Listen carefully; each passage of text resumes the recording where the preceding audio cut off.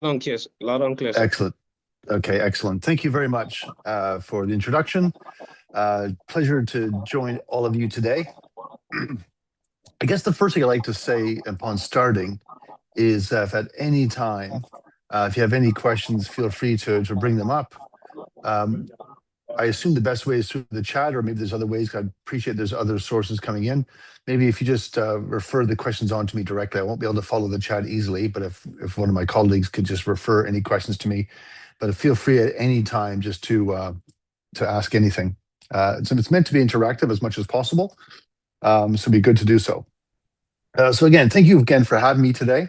My name is Jeffrey Asselstein. I'm the Managing Director of Nelson Park Property, a real estate brokerage and advisory firm based in Qatar with a strong focus on the GCC investment market, including Dubai. Over the past 17, 18 years, I've worked with investors from around the world looking to deploy capital into the Middle East and Dubai particularly, and Dubai consistently stands out as one of the most dynamic and accessible real estate markets globally. What I'd like to do today is briefly walk you through why Dubai has become such a powerful magnet for international investors and where I see the opportunities for investors looking at the region. So what I'm going to do is I have a few slides, a bit of information in there, but I'll probably just do more talking. And again, feel free to just ask questions as you wish. So the first question, which I think would be a logical one for everyone to ask is, well, what about the current situation? And I'm not going to speak much on it. I'm certainly not a political analyst, but what I believe is, obviously it's a challenging situation at this very moment. Today it's been relatively calm, frankly. I'm based in Qatar. It's been very quiet for the last 24 hours. And the strong feeling is that this will hopefully be finished in a couple of weeks. But real estate investing and investing in general, as we all know, is never a short-term business. It's much more, when we're looking at investing in our capital, looking at growing businesses and doing things, we should always look with a long-term perspective. Never short, never necessarily just to get in, get out, make quick money and leave. There's a great old phrase that if you want to make money in real estate, you buy real estate and wait, as opposed to waiting to buy, you buy and wait. So you buy, hold on to it, and over the long term, you'll do well. And I think that could be no more clear than right now. But I'm happy to answer questions on that as well if anybody wishes. But what I would say, if I look at Dubai specifically, it's, what are we in now? We're in 2026. I first visited Dubai 32 years ago, so in 1994. In my career, I split my adult life into two halves. For 18 years, I was a banker, 16 years with HSBC, and 2 years with Qatar National Bank. A lot of that time based in the Middle East, about 25 years of those 36 years in banking. About 25 of it was actually based in the Middle East. And living in Oman in 1994, moving to Dubai in 1995, I've watched the tremendous growth of the GCC, and in the Dubai story particularly is phenomenal. And when I first moved to Dubai in 95, not many people knew where it was, frankly. You sort of tell them where Saudi Arabia was, they had an idea, and then they would know a little bit where Dubai is. But with the growth of Dubai over the last 30 years, you're hard pressed to find someone that doesn't know. And if I look at the people that be on this call today, I'm sure everyone has a pretty good idea about Dubai. So it's positioned itself as one of the world's most accessible investment destinations. Sitting right in the middle of the world, starting the Eastern Hemisphere, connecting Europe, Asia, and Africa. So a strong regulatory framework, infrastructure, and international accessibility makes it a natural gateway for global capital. And this is what we see. Again, I've set my company originally up in Qatar. I've opened businesses in Dubai. And one thing I've noticed in opening up a business in Dubai particularly is it's not only investor friendly, but it's expatriate investor friendly. In other words, there are very strong demand from the government for foreigners to invest in the country. And I'm not talking just real estate now. I'm talking about everything. Setting up companies, running businesses, doing trade shows, having events. It's really strong. If I look at the country, again, Dubai's not the country, but the city of Dubai, of the Emirate of Dubai, its population has been growing rapidly. It's approaching now 4 million people. driven by skilled migration entrepreneurs and international investors relocating to the UAE. And I want to highlight that, particularly given the current situation we're in right now. If we look at the regulatory framework, if we look at the safeguards that are in place, if we look at the taxation regime that goes on in Dubai, I don't think that people who have moved their businesses to Dubai will be looking to move them out rapidly. I just don't see that. Well, in fact, I'm not seeing that. A few people have left just for, maybe personal protection or personal safety reasons for a time being. But in general, I don't know of any businesses which are moving. And I don't believe that would be the case. I think, a business investor would look at a long-term view and would certainly be willing to kind of go through the current situation as it is. A few more things. I mean, this is really, really important, is the tax rate in Dubai for individuals, 0%. It's really hard to beat zero, as I always like to say. When people say, why would I invest in the Middle East? I'll say, a 0% tax rate, that's pretty competitive. Pretty hard to beat zero. Now, the Canadian, myself, with a taxation rate in the 40% range or above, sometimes up to 50%, 0% sounds pretty good. So UAE offers a 0% personal income tax rate, competitive corporate tax rate, which is about 10% on net profits, and a wide network of free zones that allow 100% foreign ownership. So my company in Dubai is 100% owned by myself. There's no need for a local partner. I can run my real estate brokerage for free. For free, sorry, what I mean is without having another shareholder. And if we look at the growth in Dubai, certainly over the last 10, 15 years, real estate is one of the most attractive asset classes available. There's a very strong regulatory regime now where they're attracting foreigners to buy into the market. You purchase freehold property in designated areas with full ownership rights. And I personally have a few properties in Dubai. I've had great success with those investments, and I'm always encouraging people to do more. If we look at the rental yields compared to global cities, Dubai typically offers gross rental yields around 6 to 8% range, and which is significantly higher than most global cities such as London, New York, or Singapore. And if we look at the last number of years, the recent capital growth rates have also been very strong. So we experienced strong price appreciation over the last few years, driven by population growth, international investors, and strong demand for high quality residential investments. And when I look at Dubai and I look at the types of investments that are there, the types of opportunities, I would say I've never seen a market with such a broad range of opportunities, from properties that start around $200,000 at the low end up to really the sky's the limit, $100 million properties and above. It really has the full range of properties that are available. So for most investors, there's something to fit their needs, regardless of what that level might be. There's lots of opportunities that are available. And then if I look at the real estate segments just overall, I would say Dubai offers investment opportunities across many segments. So there's a full range of luxury waterfront developments. There's mid-market apartments, short-term rentals, commercial real estate.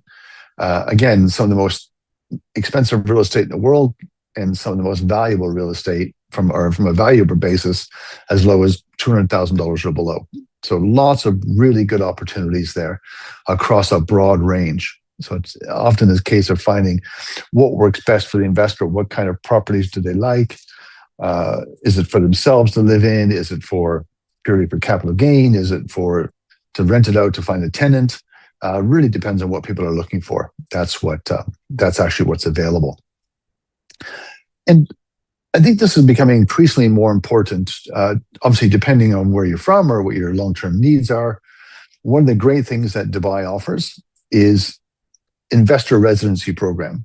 So again, depending on your home country or where your future lies, there's a lot of people that are looking to have a residency outside their home country for many different reasons. And what Dubai offers through investing in property, once you invest more than 2 million UAE dirhams in property, you can get a golden visa, which entitles you to a 10-year visa to live in the country. And that's impressive, particularly if we look back 30 years ago, they didn't have anything even remotely close to that. There was no chance for foreigners to buy in.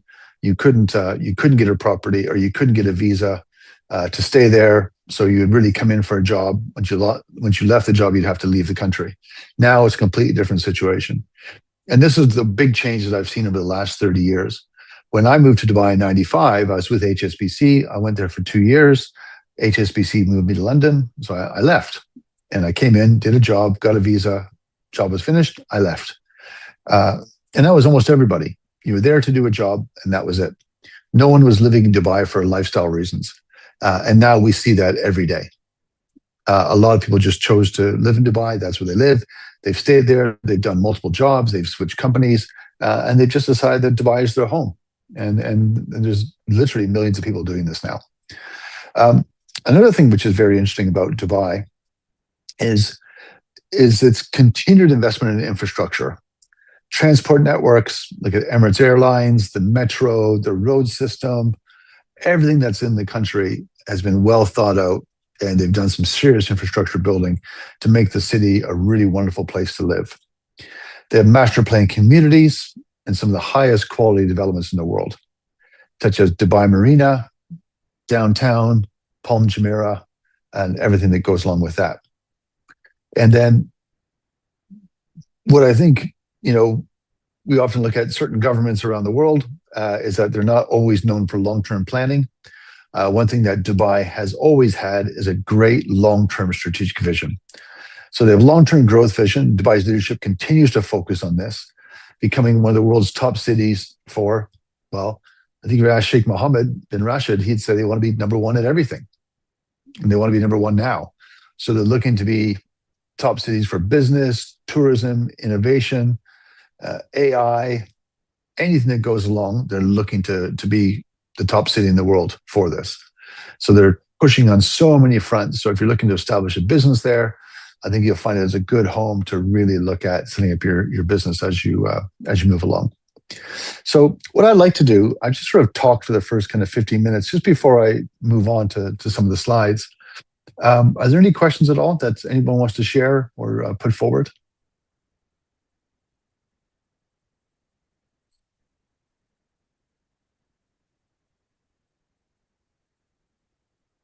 No? Okay. So we'll ask you, so our colleague that's controlling the slides, if you could pop the slides back, and if we can go to really go onto the third slide, please, which would signs of why would someone invest in the Middle East? Yeah, thank you. Is it possible to put the slide at the front so it's clearer for people? No one needs to see my face. There we go. Excellent. Thank you very much. So obviously you can read the words. I've talked about some of the things already. So we're looking at just the Middle East in general here. And for those that want to join, I'm doing a presentation tomorrow at the same time, talking about the Qatar market. Today we're going to focus on Dubai, tomorrow on the Qatar market. But just to talk about the Middle East in general, again, the regions is becoming increasingly focused on wealth preservation and global asset allocation. So if we look at the Gulf countries, Saudi, United Arab Emirates, Qatar, Bahrain, Oman, Kuwait, they're really looking to diversify their income beyond just purely hydrocarbons, beyond oil and gas. They're looking at finance, tourism, logistics, and services. We're seeing that. Again, I mentioned infrastructure before, so large-scale business districts, transport upgrades.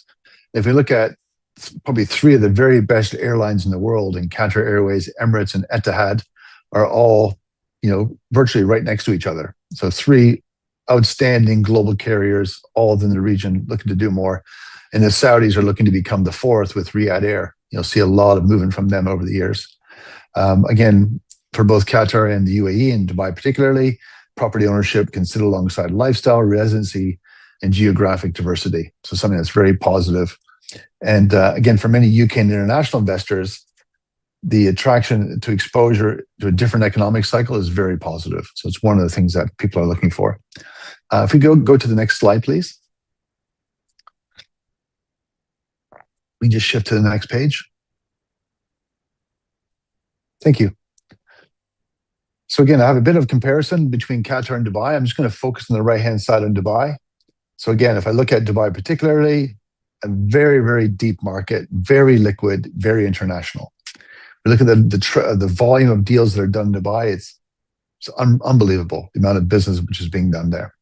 In fact, a lot of people always ask me, how do I compare Dubai to Qatar, or how do I compare Dubai to London? And I'm of the opinion you can't compare Dubai to any market. I've never seen a market like this in my life. And I don't think I've seen a city with so much going on and so much development and so much change all at one time, which is incredibly impressive. So this is what I see with a lot of people now, a lot of what's happening. There's just so much going on, getting a lot of interest. Again, there's been fantastic capital growth over the last few years. And as I mentioned a few times now, a wide range of opportunities where people can invest, depending on how much they're looking to spend. And again, a formal 10-year golden visa based on any property that you buy that's worth more than 2 million riyals, 2 million dirhams, I'm sorry. So over, in fact, $540,000. So 2 million dirhams, any property you buy above that price, then you can get a 10-year gold visa, which is outstanding. So if you can go to the next page, please. Just a few key numbers to have a look at. So the yields that we're seeing in Dubai are very strong. Now, across the market, the yields will range. Obviously, the luxury higher end properties will have much lower yield. Overall, it's about 6.6% is the overall yield that was calculated last year, gross yield on property. Some of the smaller units attract much higher yields, of course, and properties grew by approximately 18% last year. And the previous year was 20%, and the year before that was 24%. So we've seen some massive growth over the last few years, with the population now upwards of 4 million people. And go to the next slide again, please. So again, although I'm doing a comparison, if I just look at Dubai on the right-hand side, if we look at income, again, market-wide income potential, we have a very broad tenant pool, a lot of people moving to Dubai to live and to work. So there's always a good source of tenants if you're looking for a straight property investment. Capital growth has been very strong over the last few years. And with the amount of transactions that are being done, it's a very high liquidity. So as the ex-banker, me can't help but state the amount of financial institutions that operate there, the quality of mortgages that are provided. It's a very, very broad market. So there's lots of opportunity there. One thing Dubai has been known for, frankly, is volatility. So there's a slightly higher volatility than other countries. But I think that volatility has decreased tremendously in the last 3 or 4 years as Dubai has become more of a global city, as it's expanded its services. It's much, much lower volatility than what we used to see. And one thing I know the last few years is that the amount of property delivered over the last few years has actually equaled the number of people that have moved to the country. So it's not as if they're building, 1 million new homes and you have 500 people moving to Dubai. That the number of people moving in and the amount of property being delivered has been pretty much an equilibrium. So keeping things strong from a supply standpoint. Again, I mentioned the residency angle and the different opportunities that are there. To the next slide, please. And again, just coming back to Dubai, so what are the major pros? Strong recent momentum, fantastic liquidity if you're looking to exit, a very broad tenant and very broad buyer base, buyers and sellers literally from around the world, and a wide range of stock options. And I mentioned this earlier when I said there's lots of different types of property that are available across all price ranges. And the thing to keep an eye on, again, there is property being delivered. I think the growth rates of the last few years has been outstanding. I don't necessarily see us keeping pace with 18% growth this year, but I still think to be good, strong capital growth. You have to be selective of which communities you're looking at because not all communities are the same. You want to target the community that you like best. And I do raise it as a risk. There is always a risk of off-plan execution risk, but I would counter that a little bit by saying, since the government has brought in the escrow system to make sure that all developers are well-funded, that they have the money to complete the projects. So I see this risk now is much, much lower than it's ever been previously. If you look back at the global financial crisis in 2008, before there was escrow, before there were a lot of the rules and regulations in Dubai, there were certainly a lot of projects that were due to be built that never got built. I don't see that being the case this time. The government has much more higher regulation of the market, controlling it much better. So we don't see the same. I don't think we'll see the same challenges that we saw previously. So I'm going to skip that slide. I've looked at specific opportunities in Dubai, please. So 2 slides ahead. Thank you. One more. Thank you very much. So if you've looked at Dubai before, you realize there's a lot of opportunities. There's a huge number of sections. So I've just picked 3 here. So Jumeirah Village Circle, Dubai South Export Corridor, and Business Bay, DIFC. I think these areas are fantastic for investment. And my office is located in Business Bay, right by, same thing, downtown Fringe, Business Bay, DIFC. I'm right downtown, right by the Burj Khalifa, I should say. So for people that are looking for, higher value units, with, right in the heart of the city, those properties on Business Bay, DIFC have a lot of opportunity. And I think you're going to see great expansion in that market. Still, a lot of people want to live down there. And to be very frank, traffic in Dubai can be a bit of a challenge. So for people that want to live outside of Dubai, outside the core, who want to maybe save money on rent, who want to save money on prices, that does happen. But that comes along with often quite a long commute. So there's always a certain segment of the market that is happy to pay extra, happy to pay higher rent, happy to pay a higher price to have a unit because they don't want to be stuck in traffic every day. And so being closer to Business Bay, closer to downtown is really important to a lot of people. And that's why I'm a big fan of Business Bay, DIFC, around that whole area. And so just on the last bit, I would just say this last bit is just really about Qatar. So if we can pull up, there should be perhaps one last slide with my Instagram details. Do we have that? Is there a slide after this one? Or is that it? Okay. So what I would suggest is, again, I'll just open up the floor now. If anyone has any questions at all that they'd like to raise, give you a chance to, if there's any particular markets you want to talk about or any questions about the country or the Emirate of Dubai that you want to raise, please feel free to do so.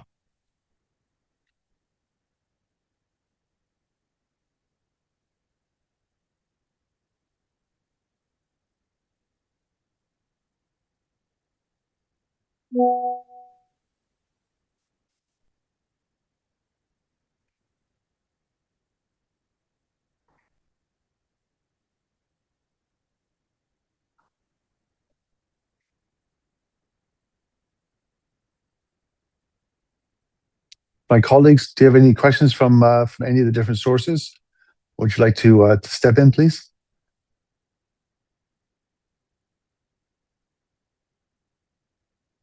Emmanuel, I can see a question on chat if you want to go ahead.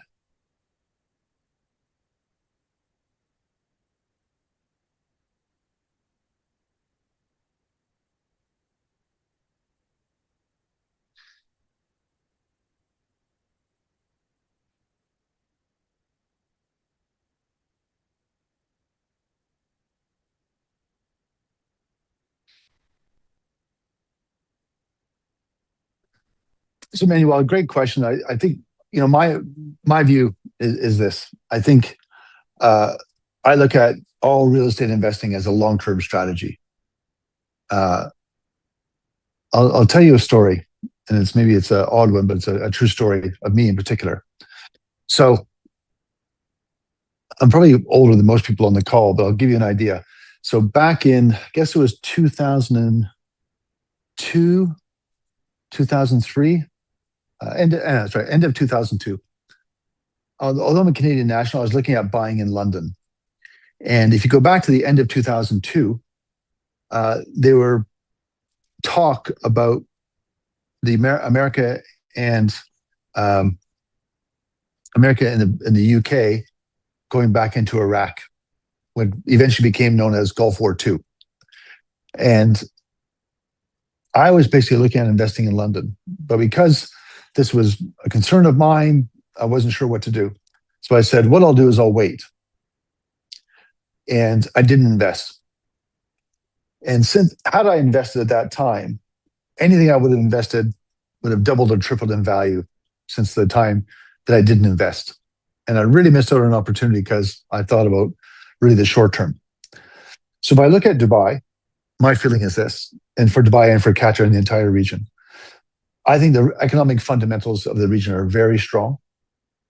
I'm looking at investing right now, and I would encourage others to do so as well. The only caveat I would say is I probably wouldn't do it the next 2 weeks. Let's just see how the next few weeks go, maybe the next month, next 2, 3 weeks, next month, see how the market is, and see what happens fundamentally, and then make a final decision. But one thing I believe is I think there'll be a few, not as many opportunities as people might like to think there'll be, but there'll probably be a few opportunities of a few owners are looking to sell quickly. So there might be some opportunities to make profit and buy at a really good price. I think that would be the case. But I think, again, just the economic fundamentals, the infrastructure that I discussed earlier are so strong that I think investing in Dubai would be a very, very wise move. But I'll probably just wait 2 or 3 weeks. That'd be my opinion. Just be wise, wait a couple of weeks, see how it goes. Although I know last week we sold property. So even with what was happening, there were people saying, no, I think it's a really good time to invest, and they're investing now. But my personal advice, I'd wait a couple of weeks just to make sure things clear up before going back in. Thanks, Emmanuel. It's very, very kind. I appreciate the positive feedback.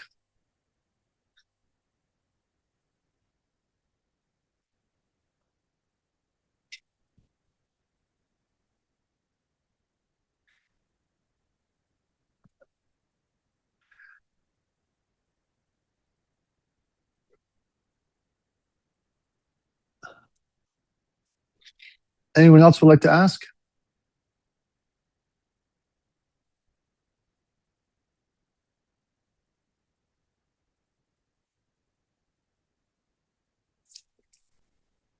So it's a great question, Emmanuel. I don't know if there's necessarily a specific amount, a specific property that, say, sells the most. Although I feel you'll always have buyers for 1 and 2 bedrooms. Very simply.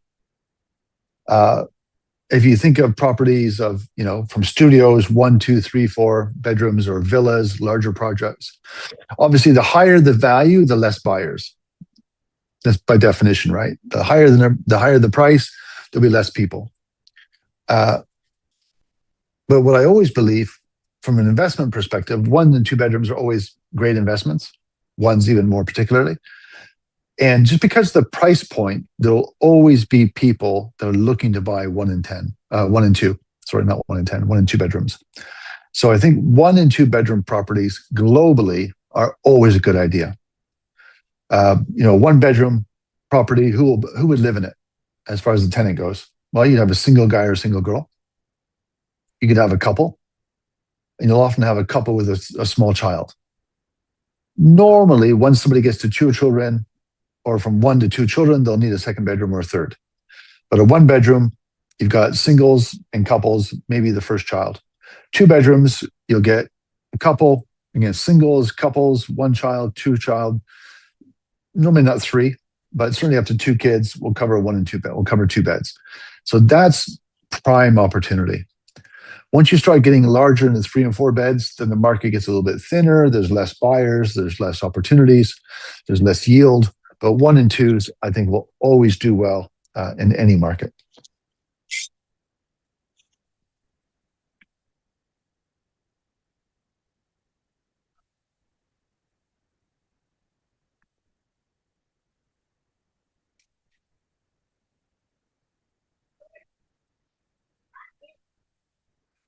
Can you expand on that a little bit more? I'm not sure exactly what you mean.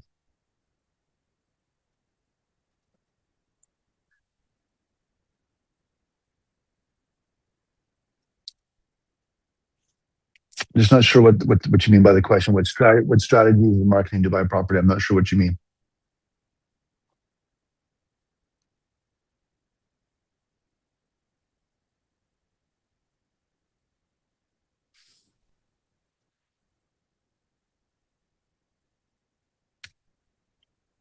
Well, I think probably the question I'd ask back is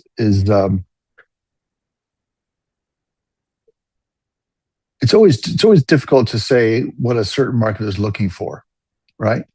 But I would say the best thing to find out is that as far as marketing properties to Africans, I think the key thing would be to find out or to decide what are the top, say, one, two, or three reasons why people would be looking to invest outside of their home country.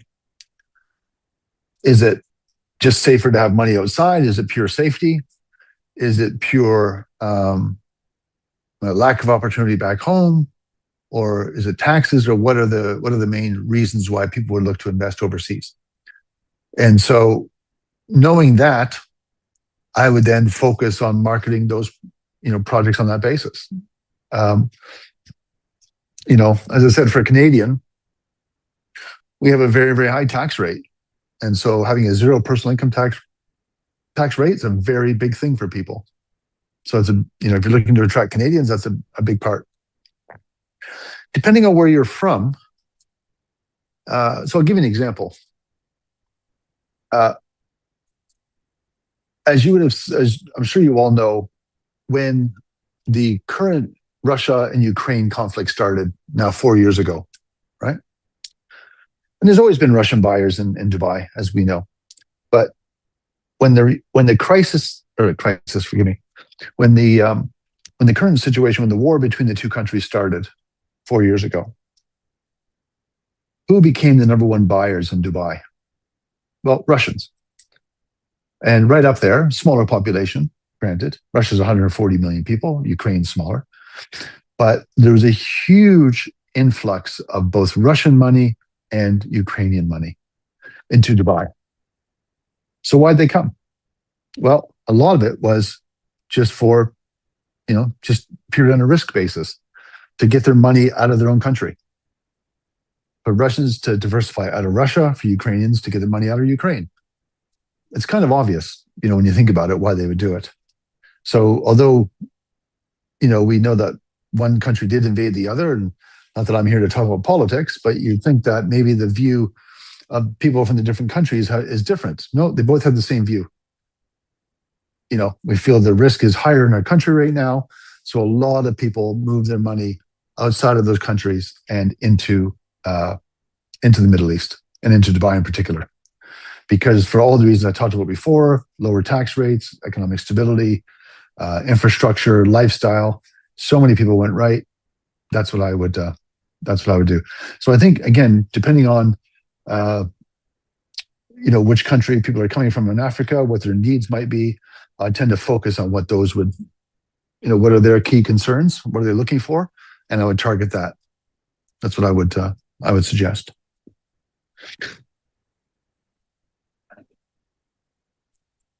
Yeah. So I mean, again, if I know Nigeria well, but not as well as you do. So it'd be really a case of what are the main concerns that people have? Why would they be looking to invest? And then based on that, that's what I would make sure that the market covers that risk off, and I would target that from a marketing perspective. If you look at Western Europe, what you see a lot of money from Western Europe, Britain, France, Germany, Netherlands. A lot of money from Western Europe is coming into Dubai. Number one reason, tax. Absolute number one reason. Taxes are high, and they're only going to get higher. There's also civil, the quality of life in Western Europe isn't what it used to be for a lot of people, and they feel there's a higher quality of life in Dubai, so they move for that reason. That's where we're seeing a lot of it is. But the number one driver for Western Europe is tax. Just getting higher and higher. It's not going to get lower. The countries are fundamentally broken and bankrupt, and so the government is only going to try to keep taking more and more money to keep itself going. And a lot of the higher net worth people in Western Europe are tired of it, and they've taken the money out of those countries.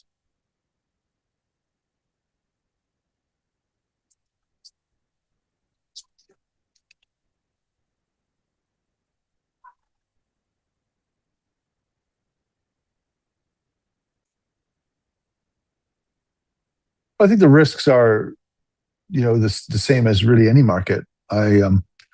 beyond the current sort of short-term period we're going through right now, I think overall, stripping that away, I think overall the risks in Dubai are lower than most countries. Um, I think the fundamentals are strong. The drivers for people to move there are strong. So I remain very bullish on the Middle East. I remain very bullish on Dubai. I think it's an excellent market still to invest in. So I think on a risk-adjusted basis, I think it's a lower risk than most of the markets I see, honestly.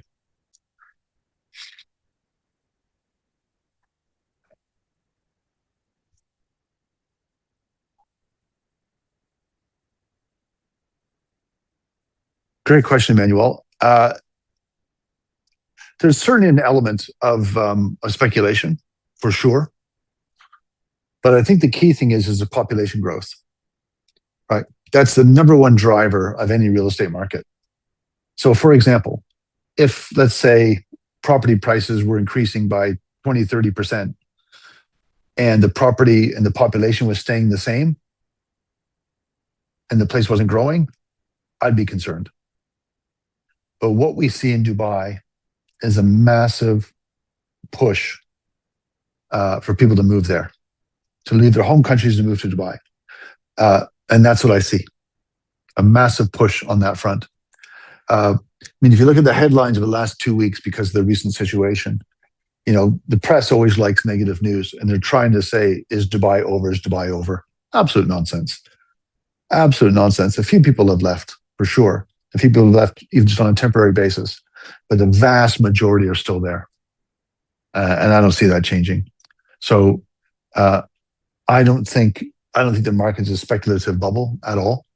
And I'd also say, for people that have moved their business to Dubai, if they want to leave, where do they go? Like, what's the great opportunity they're moving out for? Which other country do they see tremendous potential for? And yeah, not that there's none, but normally the reasons that people have left Dubai, why they've left their home country, are still the same. They haven't changed. So maybe somebody says, I'm just going to lower my risk exposure for a short period of time, or I'm not going to put any new money in. But I don't see a great outflow occurring. That's all.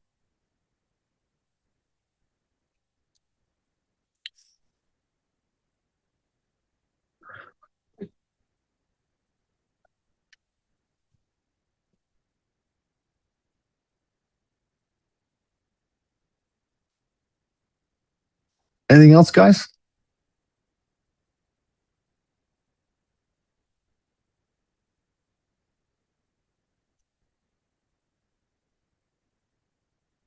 Hmm. Um, so it's a really great question, Daniel. Then again, as I mentioned before, I'm an ex-banker, so this idea of transparency is important to me. So I'll come on transparency second. Institutional stability, I think, extremely strong.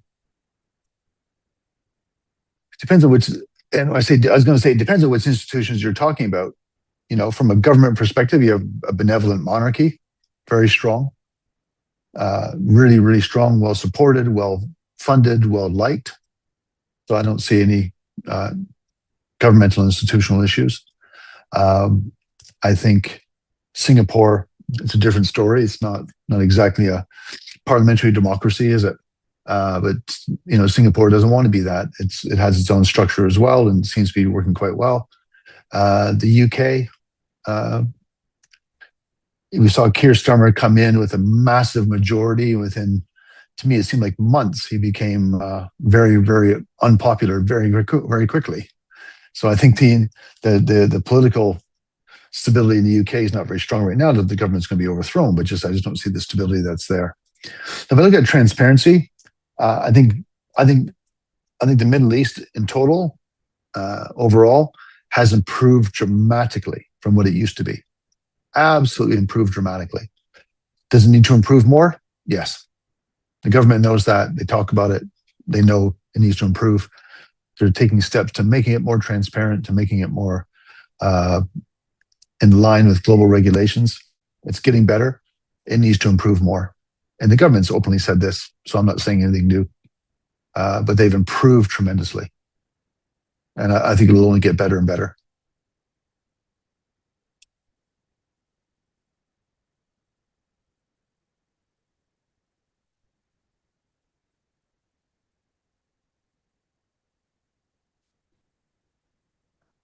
Yeah, I think basically the escrow law that has been brought in the last few years has provides a lot more protection for investors than what we had in the past. Um, so without going to all the detail of, I mean, I'll just do a very simple, very rough comparison to how things are now to say in 2008. In 2008, you could basically just get a brochure, you could buy a piece of land, get a brochure, and start selling the property. Start taking checks from people, start taking payment plans, getting paid, and all sorts of things.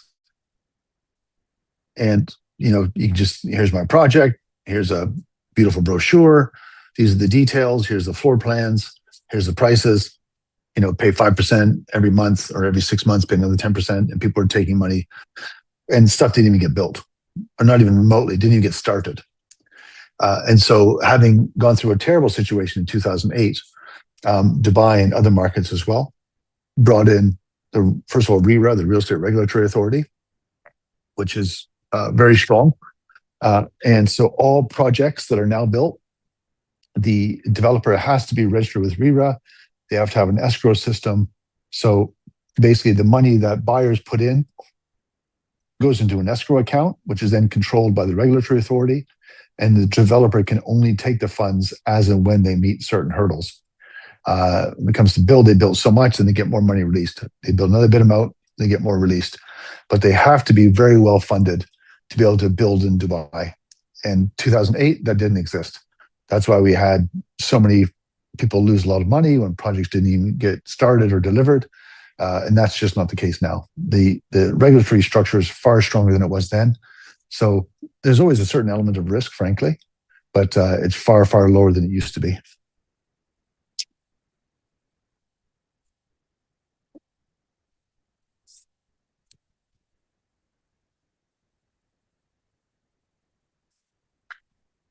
Well, it's a great question, but as far as liquidity that I've seen, I've seen great liquidity. But I mean, if you have a geopolitical crisis like right now, that's why I recommended I'd wait a couple of weeks, right? When what's happening in the market this very day, as we say back home, all bets are off. It's a unique situation, hopefully a temporary situation, which I believe it is. But once you get through the temporary situation, then I believe the liquidity will return to the market. But I certainly would say that just at this current time, it'll be a bit challenging. I know, again, there are people that are buying because they have a really strong belief in the long term. I'd still recommend to wait a couple of weeks. But for a lot of people, they're very happy with it. But yeah, I mean, if when you have a geopolitical event like we have right now, it'll always be a bit tighter. But that's not a surprise. No worse than any other place, I would believe.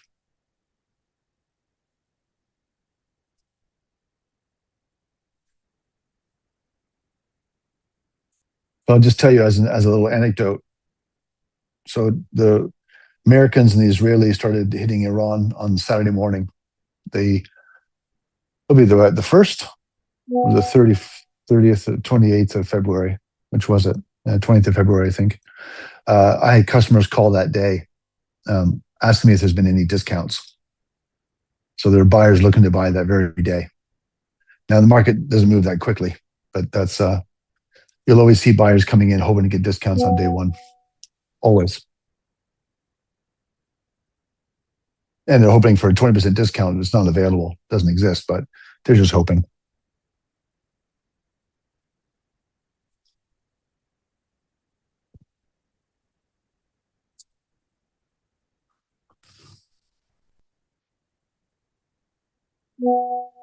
Yeah.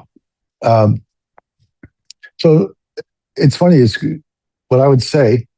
I think global remote work trends, it's actually driven that demand, frankly. And here's my point. So I've got one of my buyers is from Latvia.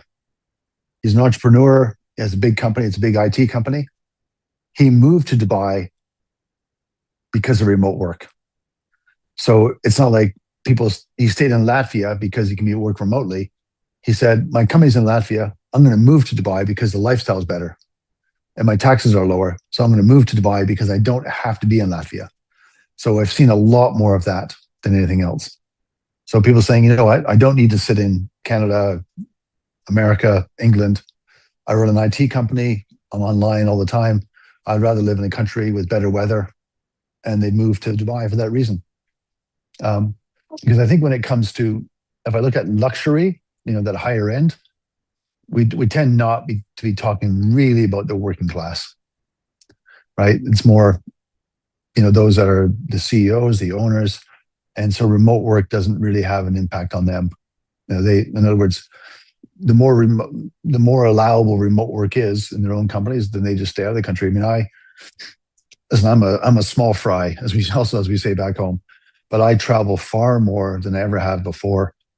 Like I'm going to go to London in 2 weeks for a week, and I'll just run my business as I always do, just because of technology and all the things I can do. But I love living in Qatar. This is my home. This is my home office behind you, or behind me, I should say. But I'll travel to London and I'll have a great time, and I can still run my company because of remote work. So I wouldn't stay in Canada because of it. I'd more stay here because I don't have to be back in those countries.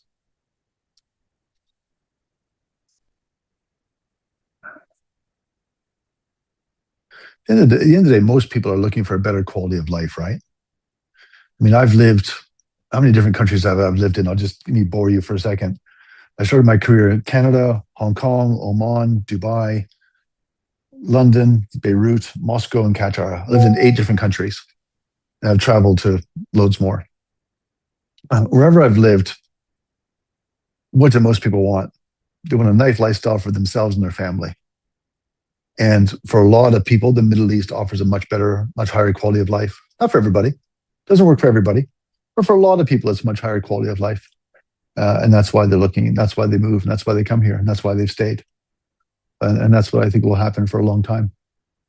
I think it's a fundamental shift than what it was 30 years ago. 30 years ago, people came to the Gulf for money and left for money. For money. They made a bit of money, they went home, or they tried to stay as long as they could. Then they had to go home when the job finished. Now, because of the residency laws and the lifestyle and everything else, they stay because they like it.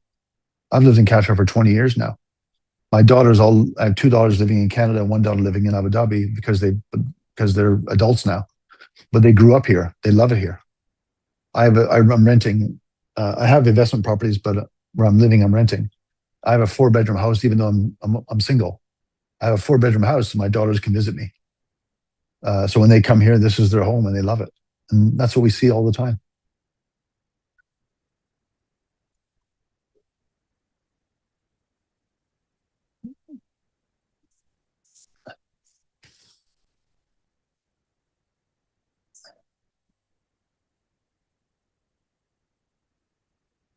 Anyone else? Any more questions at all?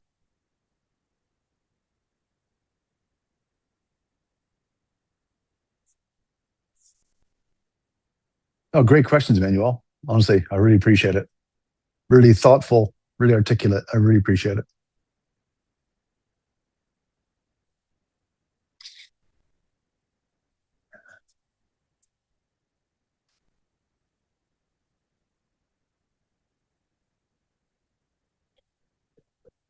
So, if I may, I might just wrap up then. I just wrote myself a little note just to finish off. So just to summarize, um, I really believe that Dubai offers a great combination that's quite rare in global real estate markets. Strong economic growth, highly business-friendly environment, and a property market that still delivers attractive rental yields and potential capital appreciation. This is what we see.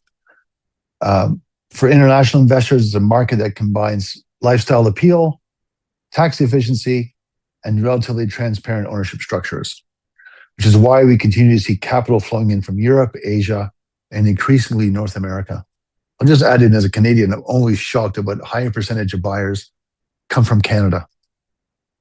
Sometimes I don't think Canadians know about the Middle East. I mean, we're lovely people, but we're not always the most well-traveled.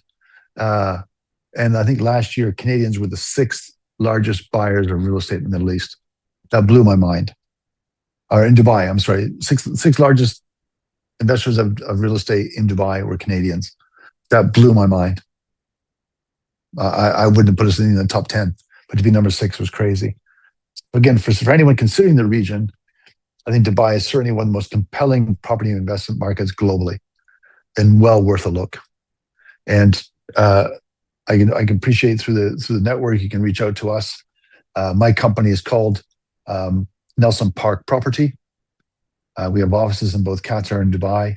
So Nelson Park Property, just like it sounds. So nelsonparkproperty.com. You can reach out to us at any time, and we'd be happy to help.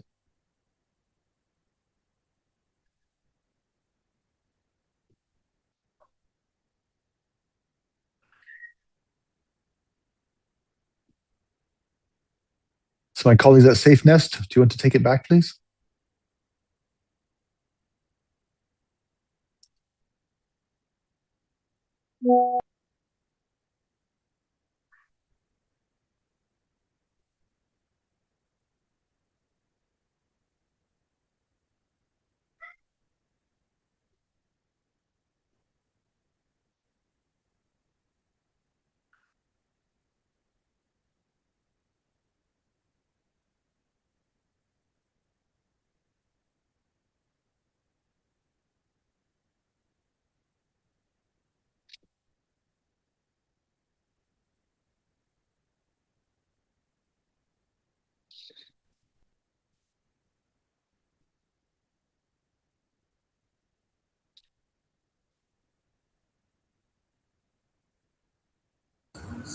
All right. Thank you so much, sir. My pleasure. My Yeah, pleasure. thank you so much for your time, sir. So, a quick one. We'll be creating a community where we all going to be added. And we are so sorry for the delay today. And these actually the number. These are actually not the number we're expecting in this training today. And if you have any question to ask our speaker, and you can please just drop it on the chat so we can continue from there. And our next speaker will be coming up very soon. But before that, there will be something like a property showcase from different country, where we have property from the UK, we have property from the Dubai, we have property from and investment opportunity as well. But before we go into that, sir, we would love to ask, what are the investment opportunities we can actually get from Dubai? Because I feel like, yeah, is it something very easy, like for someone from Nigeria now? Is it something very easy for Nigerians to invest in Dubai? What are the process they need to take to invest in Dubai?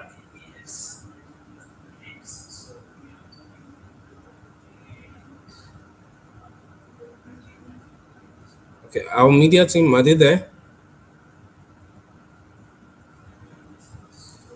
Media? I'm back. Okay, thank you so much, sir. Yeah, no, there's no, it's I mean, very simply, just reach out to us. It's relatively easy. There are a lot of Nigerians invested already in Dubai, as I'm sure you know. Actually, be And asking so this. really it's just a case of investing. Reach out to us, Really do and one of my research on team top will of my daily gladly self help. to prolong.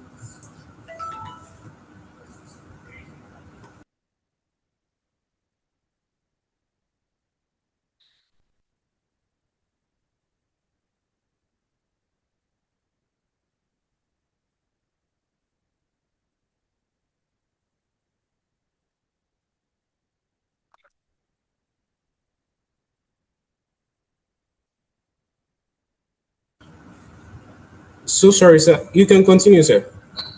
No, I was done.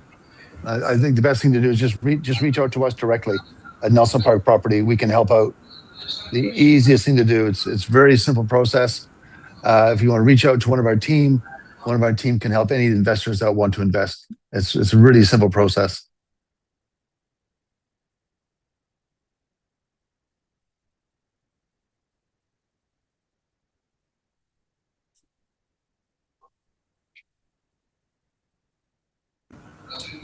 All right, so thank you so much, sir. We really appreciate your time.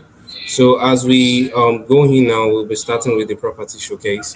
Please, if you have any question later on, the link to the community will be dropped on the chat so you guys can join the community. All our speakers will be there as well. And if you have any questions to ask them, you can go ahead and also connect with them, network with them as well.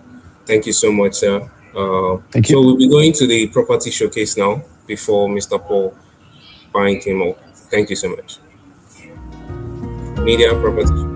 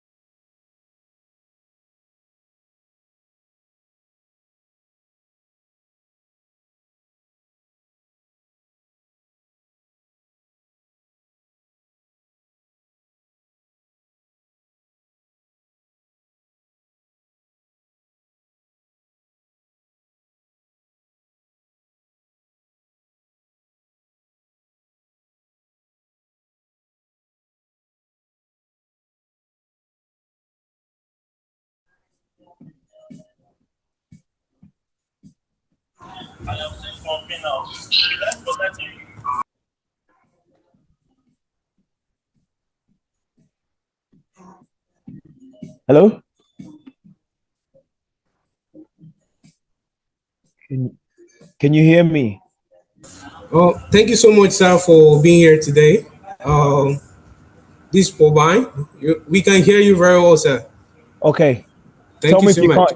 Tell me if you can't hear me. Sorry, everyone. Hello.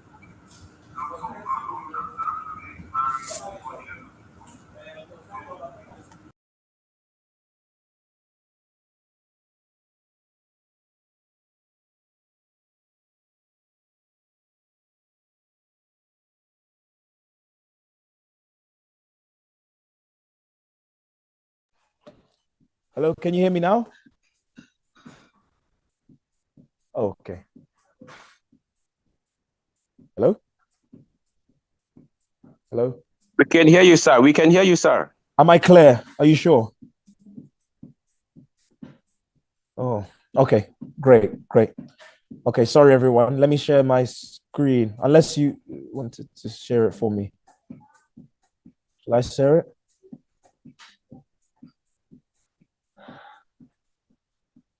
Okay. It's really long on my part.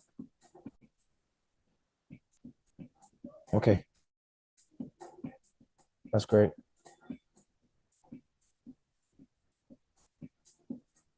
I'm just sharing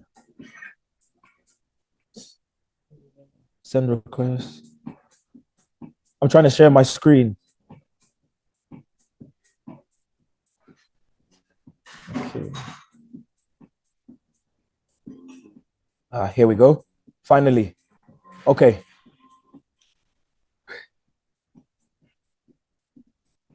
There we go.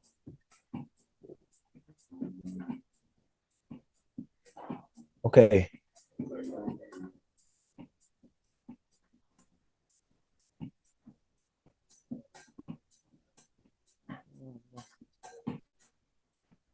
Wait.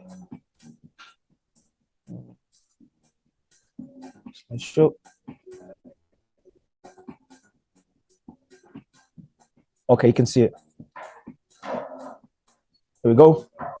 Okay. Thank you everyone for patience. Let's just get right into it. My name is Paul Bine. I own a property consultancy in London, central London. We're based. We have roughly 25 agents.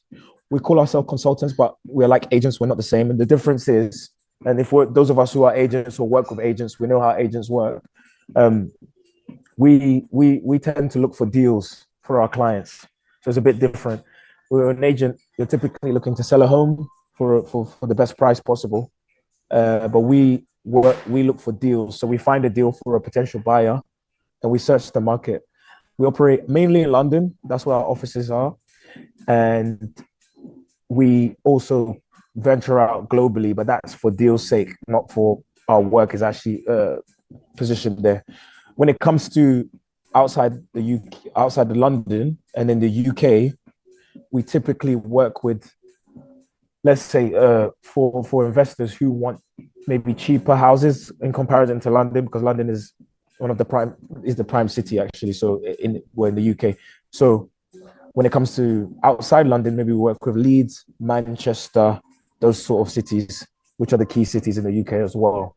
For maybe, I wouldn't say use the word cheaper, but maybe more investment value for when it comes to something called the yield, which I'll go into, or the rental income. Whereas London, you spend a bit more and the value of the property is what you're looking for rather than just the yield. Okay, so in today's session, we will explore how professional property investors actually operate in the current market and an environment, and we'll focus on key areas of opportunity within the property market, the UK pre-auction, prime central London, and large-scale international trophy assets. Now, what we do here is we work with, we do various things. Our services are around pre-auction, they're around prime central London, uh, and also global trophy assets. And they're completely different. Everything is different. So we do sell auction, And when it says pre-auction, is as it says, it literally means you will buy before it goes to auction. So you have the privilege of working with us and helping you, especially in London. And then and prime central London could be something that's, it depends what you call pricey, but I call it pricey. It definitely starts from at least around the 4 million mark or the 3 million mark upwards, and it can go up to, you're talking about 100 million when you go to trophy assets. And that's another area of the business. Okay. Right. So going forward, yeah. So we work with private investors, developers, family offices, institutional funds. I like to explain a bit more just in case, but we might not all know what each one is. Private investors could be me or you could be a developer, someone who's built before, or you have something under your belt, someone who's generally done some sort of work to a building or an asset. Is called a developer. So you have a small scale developer and a large developer. A family office is multi-generational wealth, meaning anyone who is, well, let's say, I think the minimum requirement for a family office, from what I know, is you have to have at least, you start with 30 million and you invest that in assets. And you have different types of family offices. In our case, we have the real estate family offices that we work with that have assets that they want to buy off us, for example. And the same with institutional funds. They're more numbers based, they're more metrics based. They look for NOI, ROI, and we work with them as well. So yeah, we're based in London. We specialize in sourcing, structuring off-market real estate opportunities. We have many partners. We work with some banks. We work with a lot of other companies, especially even real estate companies, which we can partner with if we find an angle that works for us. Sorry if I sound really serious. I'm just giving you the brief and then we'll talk a bit more. I hope everybody can still hear me. And if you can't, just drop a message. Okay. Right. So off market. Yeah. So with off market properties, it just means they don't appear on the market. If you're from America, you probably know about Zillow. You'll never see our properties on those platforms unless it's a request and we want to work on that specific case where we put it on the market. You won't see it on our website. So if you go on buyingproperties.co.uk, you'll see that we don't have any properties there. It just gives us a brief about our services. And also the off-market advantage is that because it's so niche and so it seems as if it's a prime possession or something that you can't get anywhere, it gives investors that exclusivity. And a lot of our investors, if they see a property that's on the market, they won't purchase it. The moment that they type it in, and if you see it on Google or if you see it on whatever you use, they won't purchase or they won't move forward with the deal, and that's killed some deals. Okay, so going forward, again, so as I'm speaking to everyone here based on this lovely event that our man has put on, thank you for having me. I want to speak a bit more in depth about what we do and how we can potentially, well, you can learn from this or you can work together and see if there's any room for that. One of our biggest misconceptions about property investment is simply about browsing property portals and purchasing what's listed. What we tend to do is, because we are not agents typically will work, and I don't say this in any bad way or anything, but agents typically work in their location and their trusted area, whereas we base a lot of our work on partnerships and long-term partnerships that we built, right? We know typically that if you look online for a property, let's say, I don't know, a 2-bed property in London for 300-400K somewhere, it depends, it could be East London. If we see that property, we like to understand the area. So it's not just about browsing the portal. So we do have people who can do that work for us. And also access to deals. We, as I said, this is about deals. Deal could be, if you buy a property for 100K or a million, let's say a million, we get it for maybe 700K instead of a million. That's where the deal is. So you have access, right? Having access to opportunities before they go in the wider market. You know, then we look at how fast and how quick we can move. Most of our investors understand that when we begin the process with them, we ask them for some level of documentation and some proof of what they can do, and not because we don't trust or anything of the sort, but more to do with how much we can assist them, okay, and the speed and etc. Right, and then we have network and relationships, and deals often occur with relationships with agents, developers, investors, and advisors. So if you're someone who can we can potentially work together with, and you're listening to this, then let's have a chat. But the reason why we work with these experts in the industry is because if you're trying to go solo and do everything by yourself, it's hard to build trust. But if you work with people who are trusted by other people who are trusted, then everybody trusts everyone, and you can do deals and make more business. And it's something that not everybody knows. And I'm not saying I'm the biggest expert in the world, but that's something I found out. Okay, so this is why most experienced investors spend as much money building. No, sorry, spend as much time building networks as they do analyzing deals. And then relationships are very key, very key. So going forward, the market environment in 2026, right? So if we see here, the property market is very different environment. Say ultra lowest between 2010 and 2021.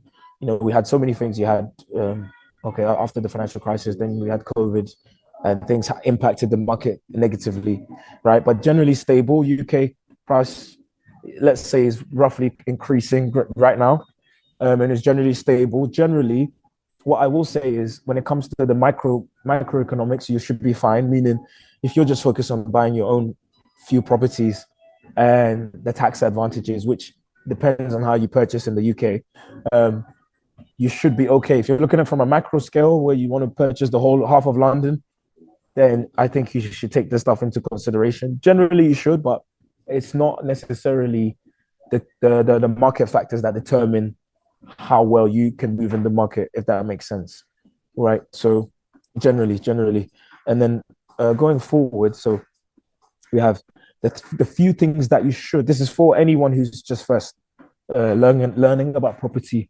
Okay, so why investors still focus on property rather than anything else, stocks, trading, crypto, is because there's income generation factors, there's capital appreciation and tangible asset. What does that mean? Okay, so in property investing, what we found out, and from the experts that we work with, what we found out is that there are a few key factors that you must consider if you're looking for. Let's start with an investment property, for example, and you should, if it's actually going to be your primary residence or somewhere you live, then we should also look at that as well, right?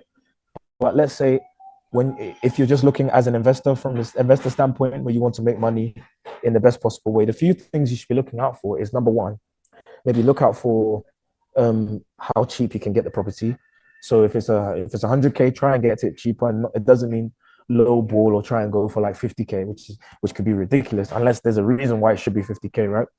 But after you've done your analysis, see what the property is worth, and if you're overpaying for it, and never overpay, no matter how good the property looks, unless you have another reason, which is an emotional reason, and it serves you better. But when it comes to investment, I'd even beg to differ that you should do that. You should look at that in that sense, right? I think my camera's come off. Something's happening. Okay. Anyway, so when it comes to investment, you should look at the income generation factor, which is how much money are you making monthly or yearly from the property, okay? And what are the chances of you maybe increasing that as well? Are there any chances for growth in that area? The next thing is capital appreciation. If you buy it for 100K, will it increase in the next 5 years to maybe 150 or 200K? What are the chances? That's a very high capital appreciation from what I've just said. So, and then what's high, what's low? Is the area a good area? Just because numbers say it's good, and just because someone says on the phone to you it's a very good area, and they've done a video call with you, doesn't mean it's actually good. Have you got people in the area you can actually go and vet and understand the neighbors? If you're buying one house, same with buying one building or buying a multiple uses, assets, and so on, right?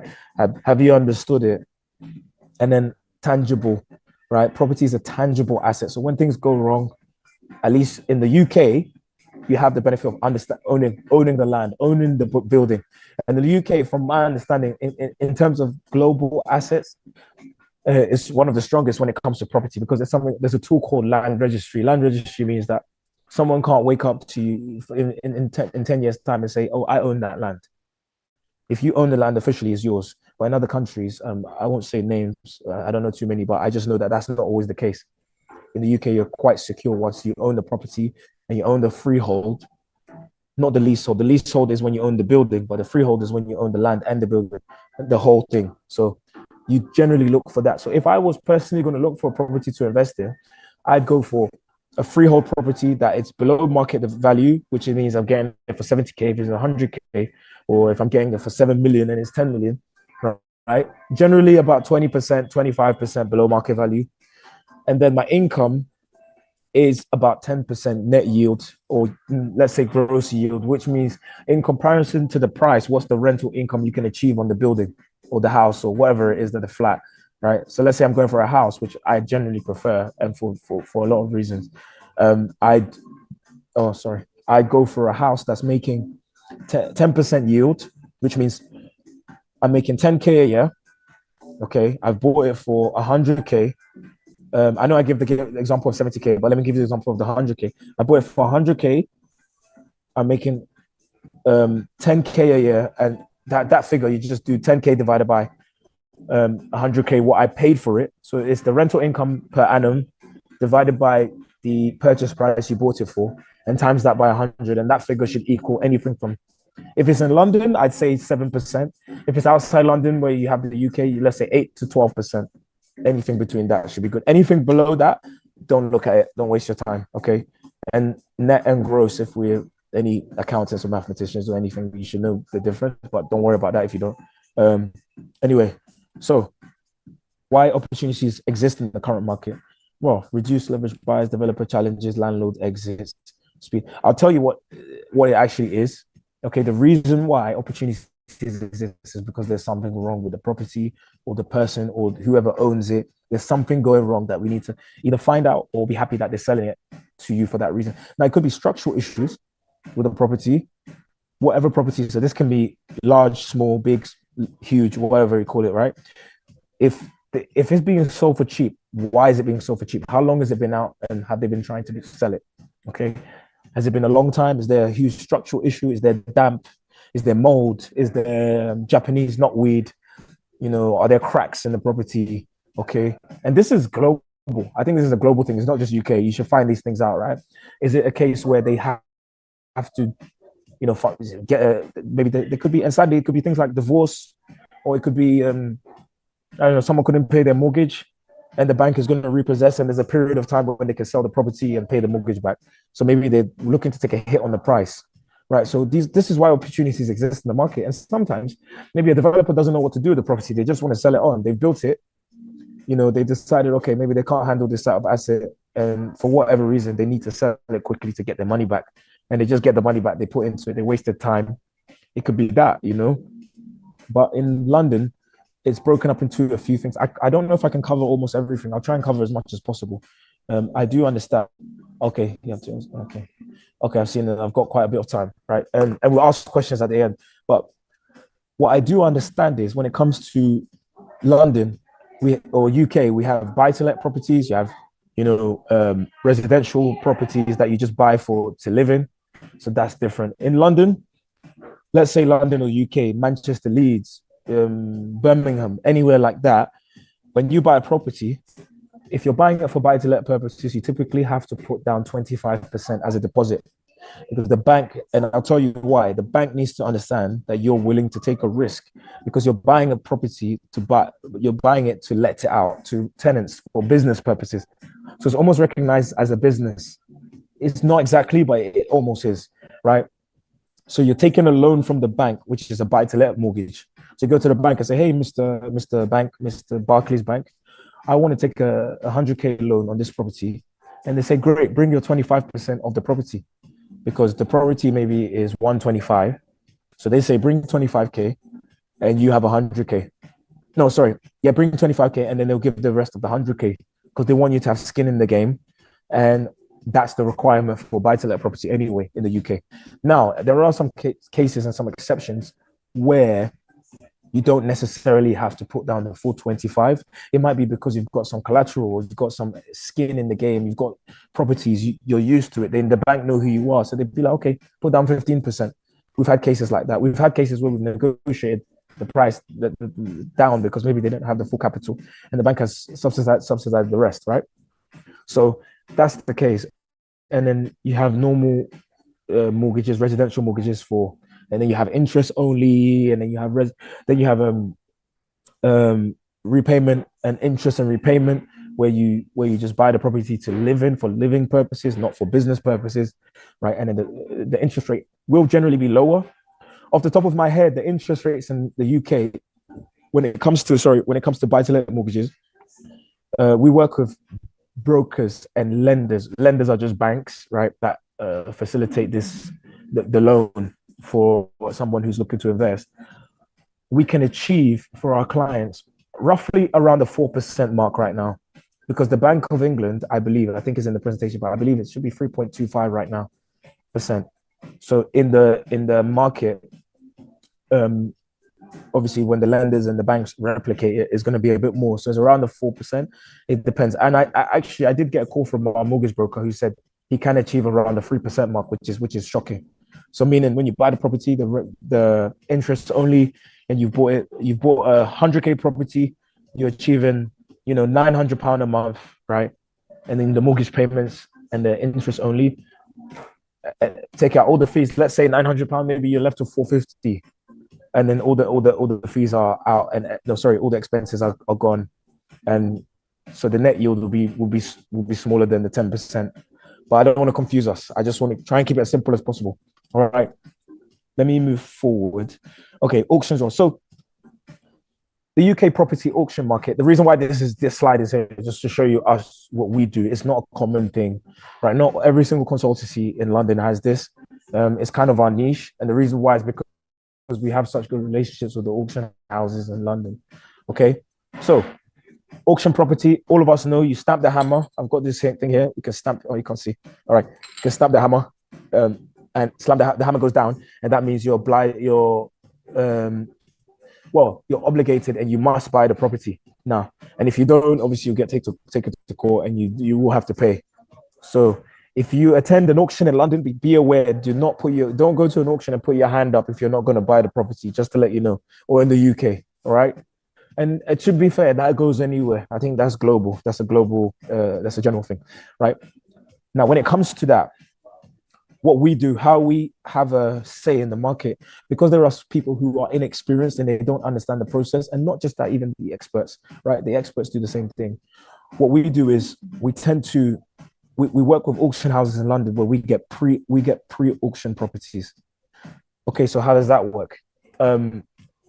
We receive properties prior to the auction date. It could be 2 to 3 weeks, and there's a window where we can sell to select few clients, right? And of course we charge a fee for this service, but we help the client with the process.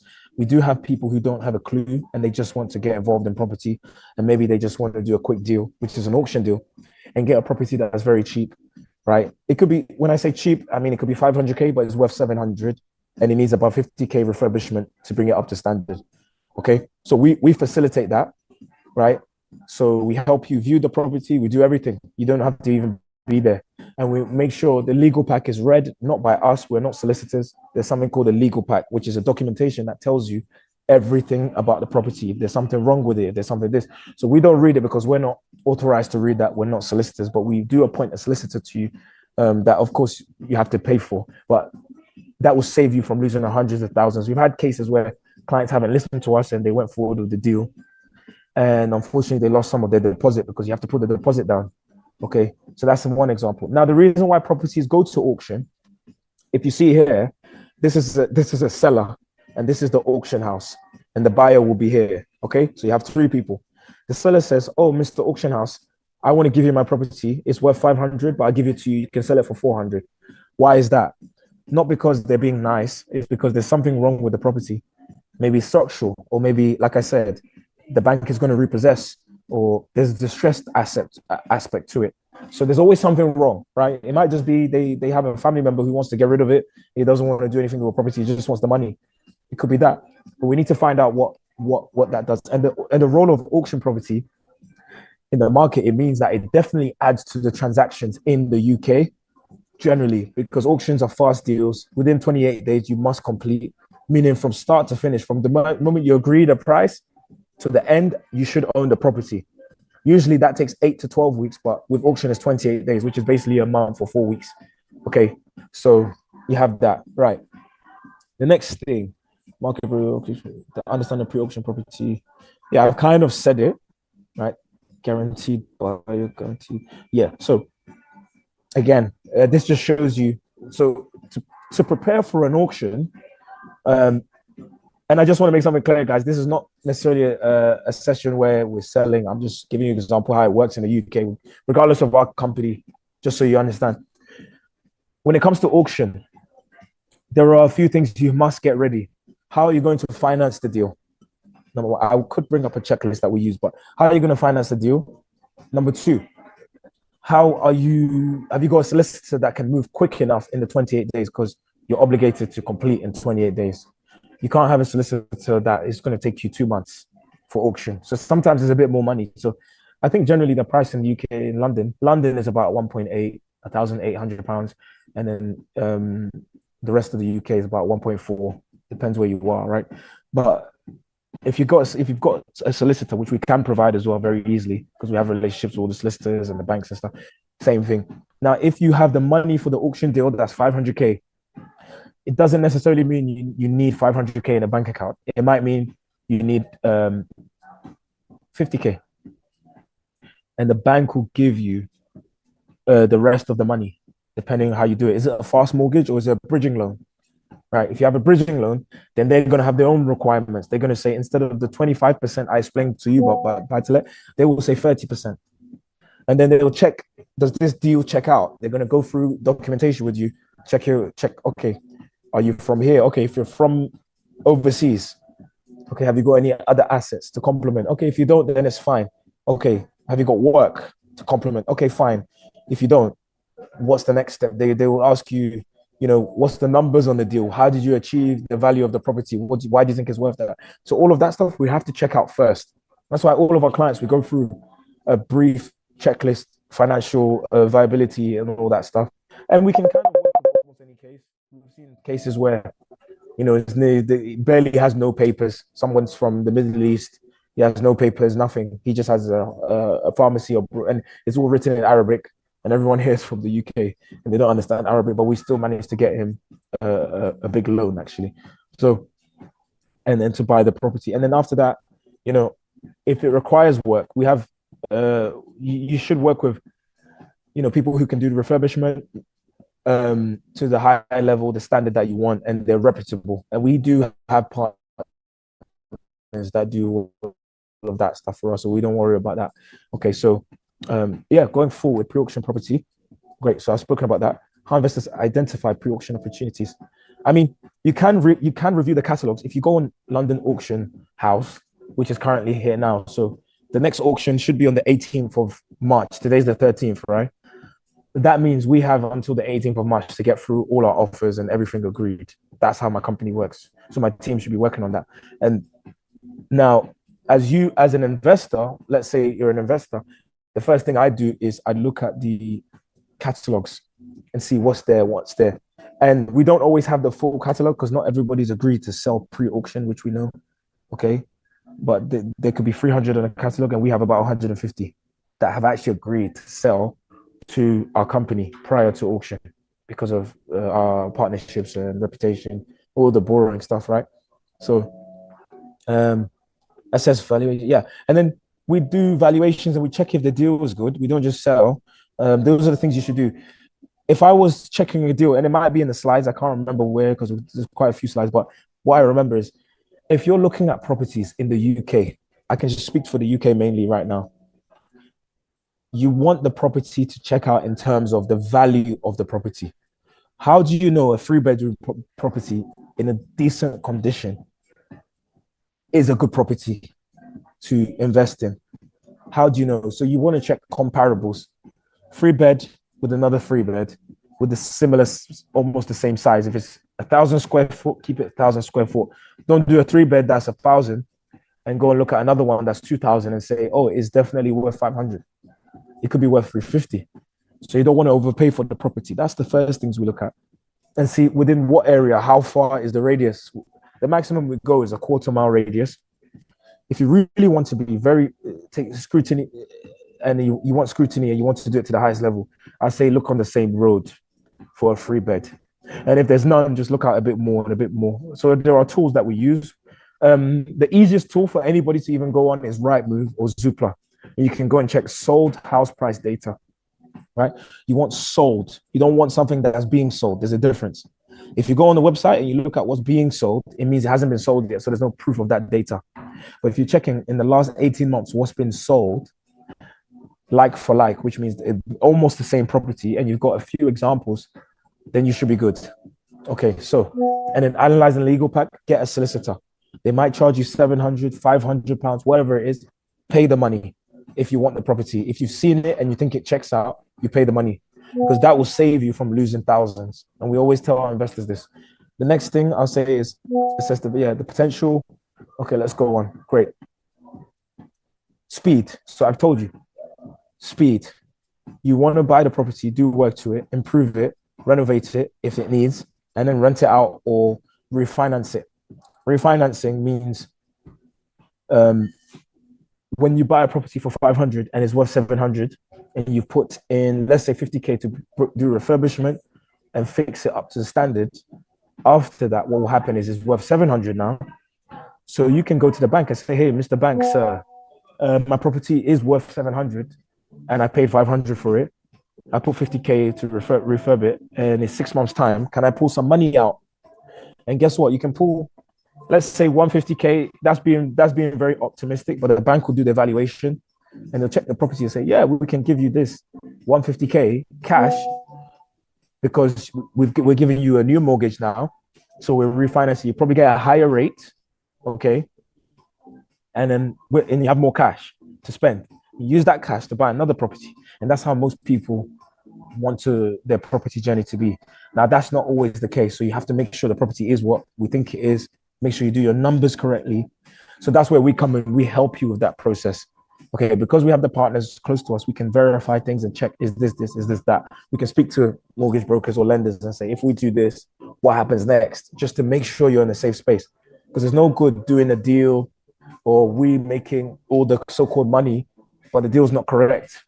And that's how you don't build relationships. So just want to throw my own 2 pence in that. But anyway, Prime Central London. So beyond auction, we also do Prime Central London, which is, we look at Mayfair, Knightsbridge. So currently I'm in Mayfair. You can't see, it's a cool place in London if you haven't been, and most likely we haven't been actually, or you know about it.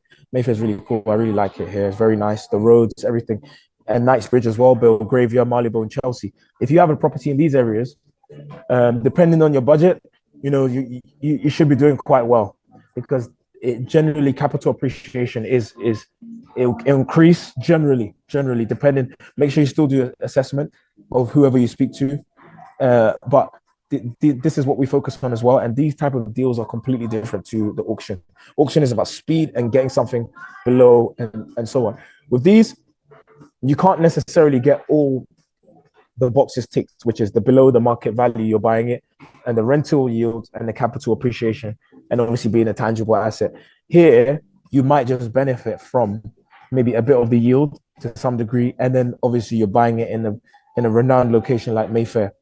So we work with deals like that. If there's a video, I believe there's a video that should be shown, or maybe it's been shown already, so forgive me, which is one of our properties we're working with, which is about £9 million. Okay, and it's in a prime location in Mayfair. It's one of our sellers, and he's working with us to sell some of his assets, and that's about 9 million, something like that we deal with, and that generally will not be below market value because of the spec and the level of detail and the finishing. So things like that are not necessarily deals, but it's someone to have an opportunity to invest in this market, which is very good, and it's actually for living in rather than renting it out. But you can do that, but it's mainly for that because of the level of detail. I'm not saying we give the rubbish to who you rent it out, but it's mainly for that, someone's dream home.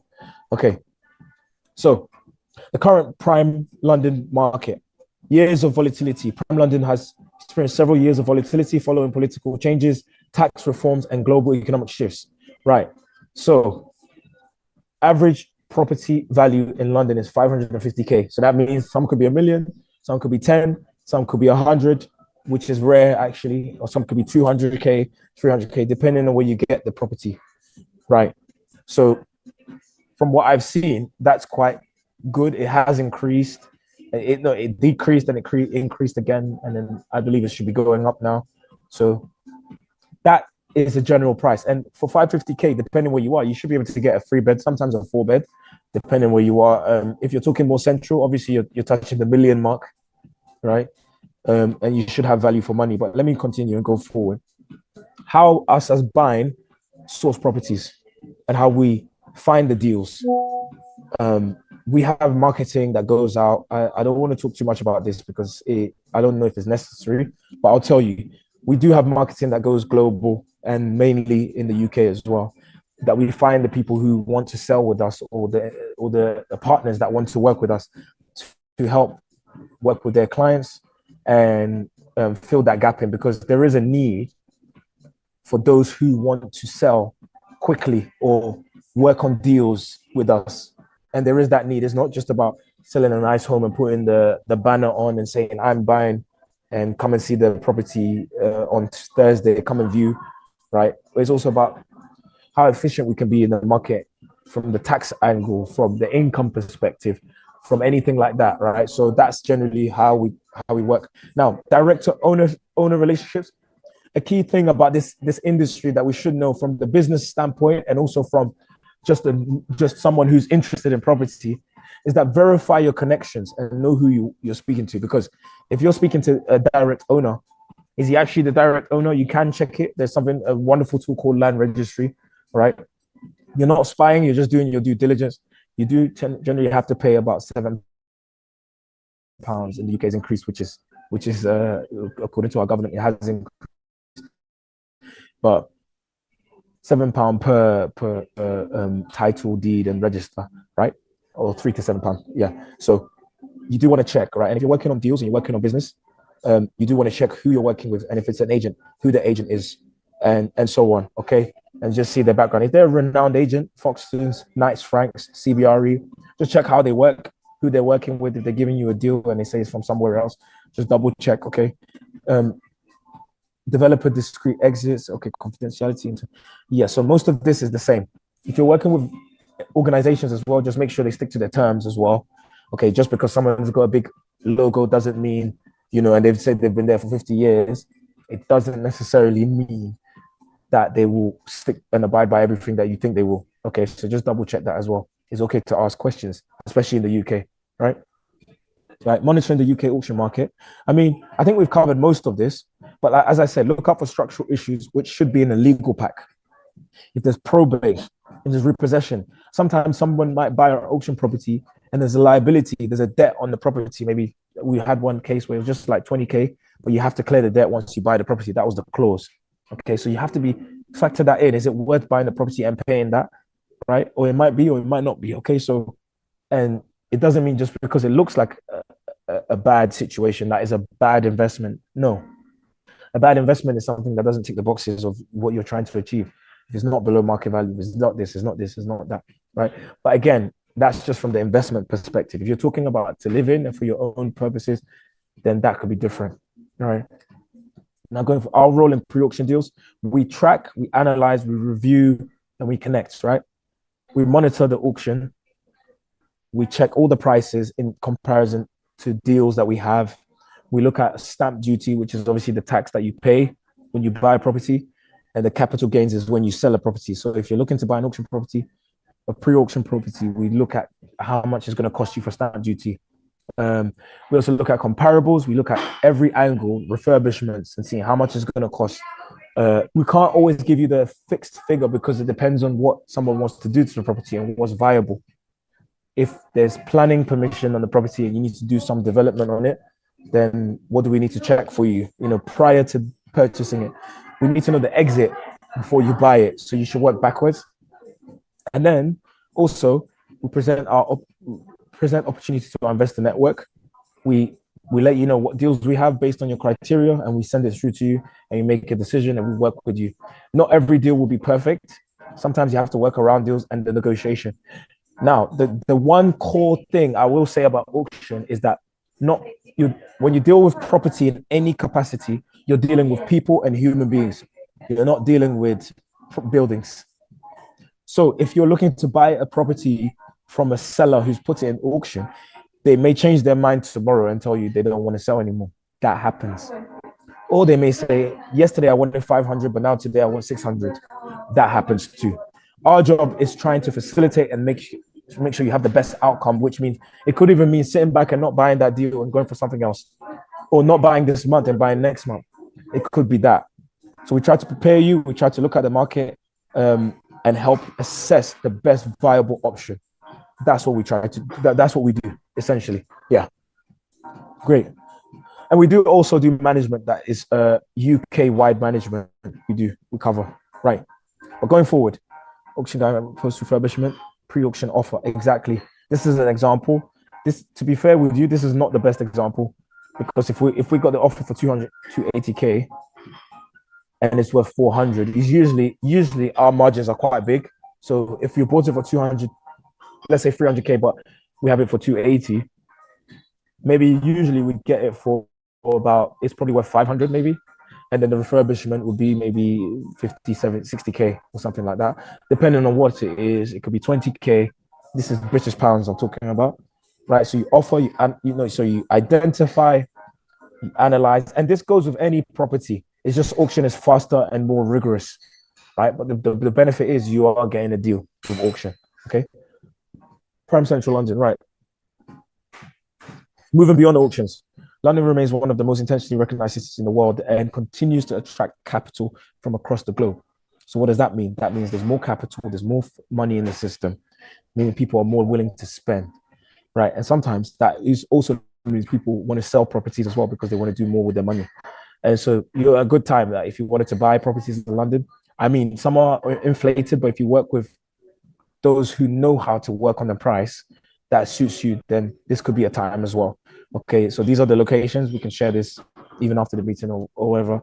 But as I go on, let me move past this and speak about global capital, right? There's the legal framework, financial center, limited supply. The UK has a strong legal framework and clear property rights. This is what I was talking about before, about land registry, right? You are safe if you invest in the UK. Everyone knows this, but you are quite safe. I mean, let's say, unless God comes or there's an earthquake or something like that. But even then, still, you should be quite secure based on your documentation, which is online and is accessible for anyone, right? And then you have London. So London is a global financial center with strong demand for residential and commercial property, and supply of prime property in central areas is limited. Right, that is true as well, and that's why we work, because we help the clients find those properties which are niche. Okay, if you were to go and try and access a property by yourself, it might be very challenging. It might, even if you saw one online and you had all the money in the world that you wanted to buy, it still might be challenging to acquire, to get it, because of who you know. You see, they won't put you first necessarily because these are prime assets and prime locations. So most people want to spend that money to get that. Okay. Now going forward, I'll say some investors focus on long-term wealth reservation, and they acquire high-quality properties and hold them for many years. The strategy is to hold, okay, or redevelopment, right? But then when you get a bit bigger and you want to go for something that you necessarily can afford, some investors also focus on boutique hospitality opportunities such as luxury hotels or service apartments, okay? And that becomes a different ball game, and it's a whole different, how you calculate the metrics is different, but it's generally the same. You're buying it for a good price, or maybe even when it comes to hotels, you're buying it for a decent price, meaning it doesn't necessarily have to be from 50 million to 40 million, but it could be 50 million to 48. But it's a very good deal you have, and the terms of the hotel or the hospitality or the asset or whatever you're buying are favorable for you, right? We have cases where, I'll give you a real life case of, we have a hotel that's 200 million in London, and our current potential buyers are saying to us that they want to remove the flag, which means remove the branding and remove the operator from the building, right? But to do that is nearly impossible because maybe the operator wants to stay. The operator could be Park Hyatt, it could be Hilton, it could be any hotels you've heard of, right? Global. They want to increase their ownership over, let's say, London. They won't give that up. And we've had cases where buyers say they want to pay 10 years upfront as well in order to remove the flag, and they don't remove the flag. So these are the type of things that we need to look out for, whether you're selling, buying, working with hotels. These are the sort of things that we look out for as well. When it gets to this level, the 200 million or 100 million level, you do want to check credibility, documentation. If there's something called, obviously, a mandate to sell, right? If you're allowed to sell it, there should be a mandate in place. Now, not every seller will give you a mandate to sell it if you're an agent or if you're someone working on that level. So you can work with a verbal agreement first, just to prove, and then have access to the seller. Then that's fine, okay? Assuming that he or she is okay, or the group is okay for you to act on their behalf, right? But at that level, the metrics are based on what kind of deal can you get out of the hotel, and it's similar with the smaller assets, right? That's why we've said here. So these type of global trophy assets range from roughly 100 mil to 500 mil, and I've even seen 1 billion before. So that could be a whole conglomerate. It could be huge, right? So luxury hotels, resorts, development sites, iconic buildings. Currently, and I say this because I never know who I'm speaking to, right? But if you want to work with us on that level, we can, depending on what capacity. But we do have a hotel in Maldives that's 120 million, right? And it's currently making about 16 million a year, or 14 to 16 million a year. And then we have another one in North Cyprus for 500 million, and that's making, I think the EBITDA is around the 60 million mark, okay? And the revenue is 146 million from what I remember. Yeah. So we've got that. And then we have I have another 100 mil in London and another 200 mil in London as well. And to work on these assets, you have to work with the institutions and the funds and the family offices, and then the individuals that can actually afford this type of asset. So if you see me on news talking to Donald Trump, don't come for me because I'm doing business. Okay, so anyway, yeah, so that's it. Iconic buildings. Trophy assets could mean, going back to this, trophy assets could mean iconic buildings. It could be a building that, is in a very hot location, prime central London, and it's a hotel, or it's a block of apartments, serviced apartments, 50 units. That's one of our ones. We have one in Chelsea. It's for 50 units, and it's 100 million serviced apartments. So something like that we work on, and we work to sell it because the seller needs to get rid of it. Why does the seller need to sell? And they want to put their money into different assets, or it could potentially even be a financial restraint or something going on, or they want to split the family, and collectively their family owns the asset, and that particular building is making about 5 to 6 million a year, which is quite a good yield for that, right? So so going forward, how large property transactions work. Introduction, we sign NDAs with clients and potential clients, or clients' representatives, depending on who the representative is and who they are. And then we give information, and we start negotiating, and then we start the actual deal flow, the meetings, and seeing if we can get a relative price. And then we provide we ask for documentation if there's a buyer, to provide an LOI, which is a letter of intent saying that he's going to purchase so and so for this amount, if according to what we've given him based on all the numbers and the detail, okay?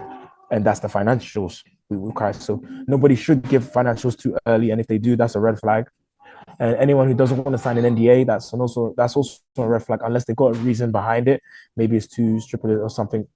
It's too stringent, or the NDA gives some limitation to them that's not beneficial in any way for them or their company, right? So these are the things that we look at in our team search, and we actually have a team that actually looks at this personally, because the type of deal flow this is, it could be one a year that we focus on, really. So yeah, so going forward. Institutional property investors, right? Many large property transactions involve institutional investors. These are sophisticated organizations with substantial capital to deploy. Okay, some of them are who you know of. Some that we speak to are even companies like BlackRock or Oak Tree. We speak to about potential deal flow, and it can take months, it can take years. This type of deal does not take 2 seconds or 28 days like auction. They're completely different, right? Private equity, we treat sovereign wealth funds, family offices. These are the guys that you want to reach out to, on that level, but as a company, not as an individual, depending on what you want to do. Okay, so that's what I'll say. Going forward, family offices and ultra high net worth investors, right? Who are family offices?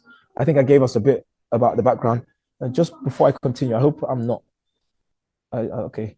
How am I for time? Please just text me, um, just so I know. I think I'm okay, but just text me because there's quite a few slides. All right, I should be fine. Right. Okay, and I hope it's not boring, guys, as well, because it's quite a lot. And for most people's attention span, I don't know if myself, it takes a while, so that's why I'm asking. Okay. Anyway, let's go forward. Who are family offices? As I said, they focus on long-term preservation of wealth rather than short-term. So you have family offices are generally, let's say, the King of England wants to invest in property. He has his family. He has his billions or whatever in a family office, or he wants to spend with a family office and buy real estate assets. You have family offices that work with private equity. You have family offices that just work on investing in stocks, and we work with the ones that obviously invest in real estate, right? So that's what they are. And then the relationship building is very key. People always think money and business and property is all about just hurrying up and trying to make the quick money. It's not. It's about building relationships with the right people, becoming best friends, becoming associates, doing things outside the ordinary to make things happen, which could be just building a friendship with someone on the basis of just a friendship that translates into a business conversation, right? And forgive me if I'm saying things that you guys already know, so forgive me for that. But I'm just saying, so just keep that in mind, because in property, it's not about buildings, it's not about numbers, it's about people. And if people are happy, then the numbers change. Okay, assuming it's not external factors, right? So I'm gonna go forward. How investors work with buying properties. We work with investors after we vet them and we check and we see what you want, what you're looking for at any level. Okay, if you're a corporation or you're an institutional investor, whoever you are looking to do something, we'd ask questions. And it's not because we are the boss and want to boss you around. It's because we need to know exactly what capacity we can work with you at and see if we can actually help you in the first place, right? So there's access, there's partnership, there's introductions, and then we're flexible on some potential opportunities that we have based on how we can work. So for example, if someone introduced us, we will pay a fee to that person once the deal's done, things like that. And then we negotiate on the fee or give something favorable, so we can build a partnership or a relationship and see how we work, right? The team consists of mostly sales agents. We do have marketing director, we do have a HR, we do have a few. Most of the team is remote because it's just easier to work on some of the viewings and so on. But we have an office based in central London, so we can facilitate this. Property market continues to evolve. These are the key things that we should look at. However, several key themes remain consistent for successful investors: access, speed, relationships, and positioning for success. Right. So closing thoughts. I think I'm almost done, but I can still speak. It depends on how much I can stay here and maybe rap. I call it rapping. But closing thoughts. Okay, so property. If you purchase property and you're looking for a quick fix, it's not for you. If you're looking for something that's to make you money, you put in money today and it doubles your money tomorrow. I've seen someone called money doubler. You can't double the money in property that quick, but you can substantially double it if you wait about 6 months, depending on what you buy and what you do with what you buy. So that's the other side, right? And then once you start to buy more, then it becomes easier because you have assets to back assets and you have capital coming out of the assets, and it becomes a game right now. And as long as you play it well, okay. And you do want to diversify, meaning you want to diversify where you purchase assets sometimes and what kind of strategy you want to use. Okay, I can't go too much into the strategies, but generally there are different strategies. Do you buy it to rent it out? And when you rent it out, who are you renting it out to? Are you renting it out to private tenants, young professionals, or are you renting it out to a council who can guarantee you the rent for the next 5 years? And they will make sure they pay. And if there's any internal damage into the property, they can cover it. So you're not paying too much. that can be a big difference and a headache, and you can focus on the more assets. So being time efficient, right?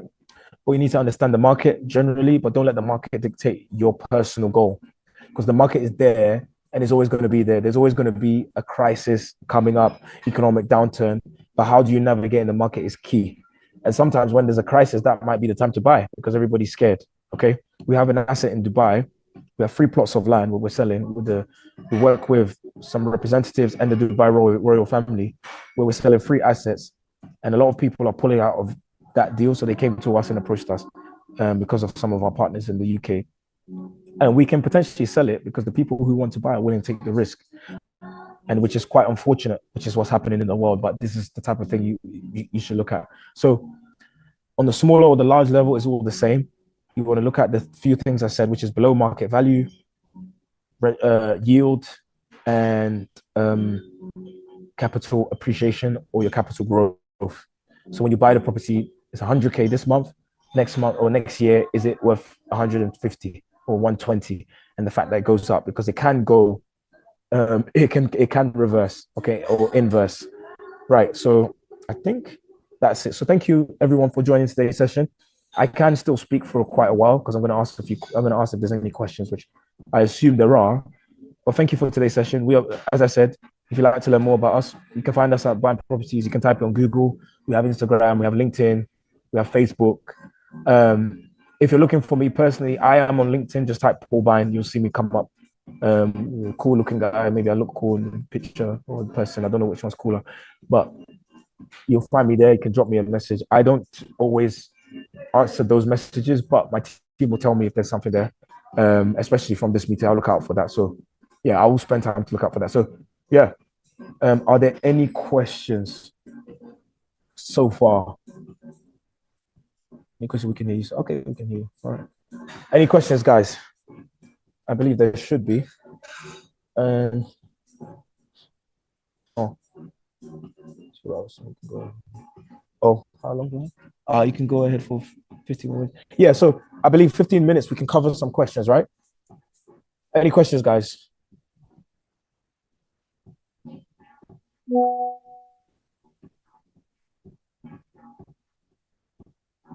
Any questions? So does anyone want to invest in the UK property market? Or has anyone ever bought property in the UK or owns currently property in the UK? No? Maybe you can't hear me. Hold on. Okay. Let's see.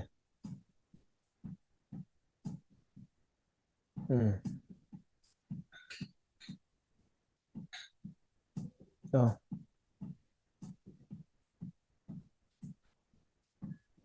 Hello, guys.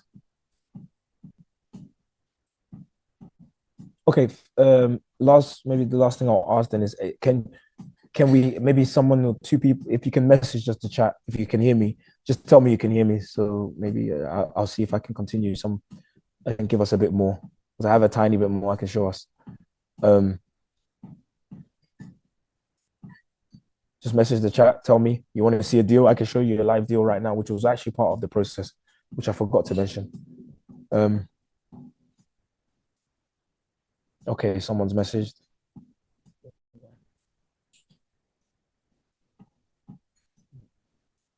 Someone's messaged. Hold on. We can hear you. Thank you.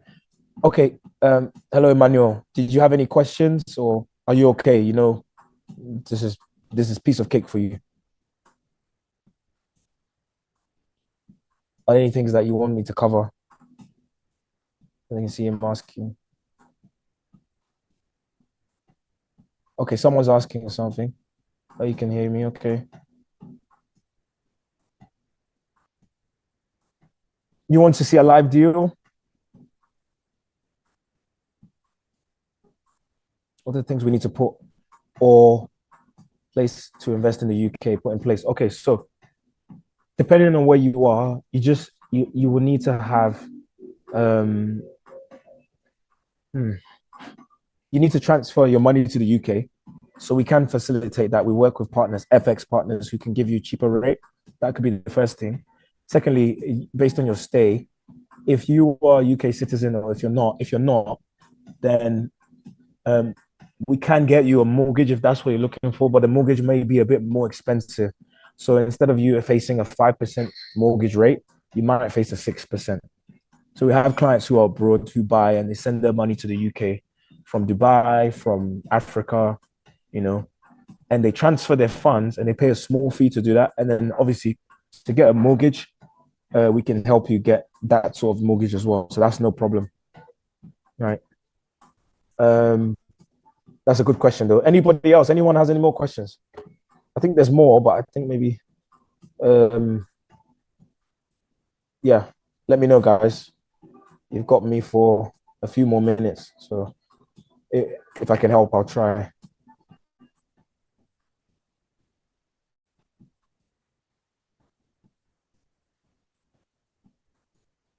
Anyone else?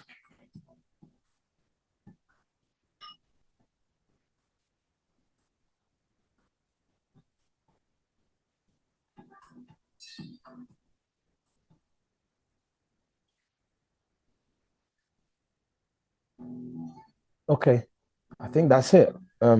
Anyway, thank you everyone for your time. Thank you for joining. Um, I believe there will be more coming, so stay tuned. And there will be more speakers as well, right? Um, and I'll be working with our partner who invited us to this Borderless Wealth Global Summit, Investment Summit. So there will be more, and stay tuned. Okay, we may. I don't know if they'll be dropping you some message just to keep in touch and see what's coming up next. But if you're in the UK, a quick one. Okay, you've got a question. Okay, good, good. Yeah.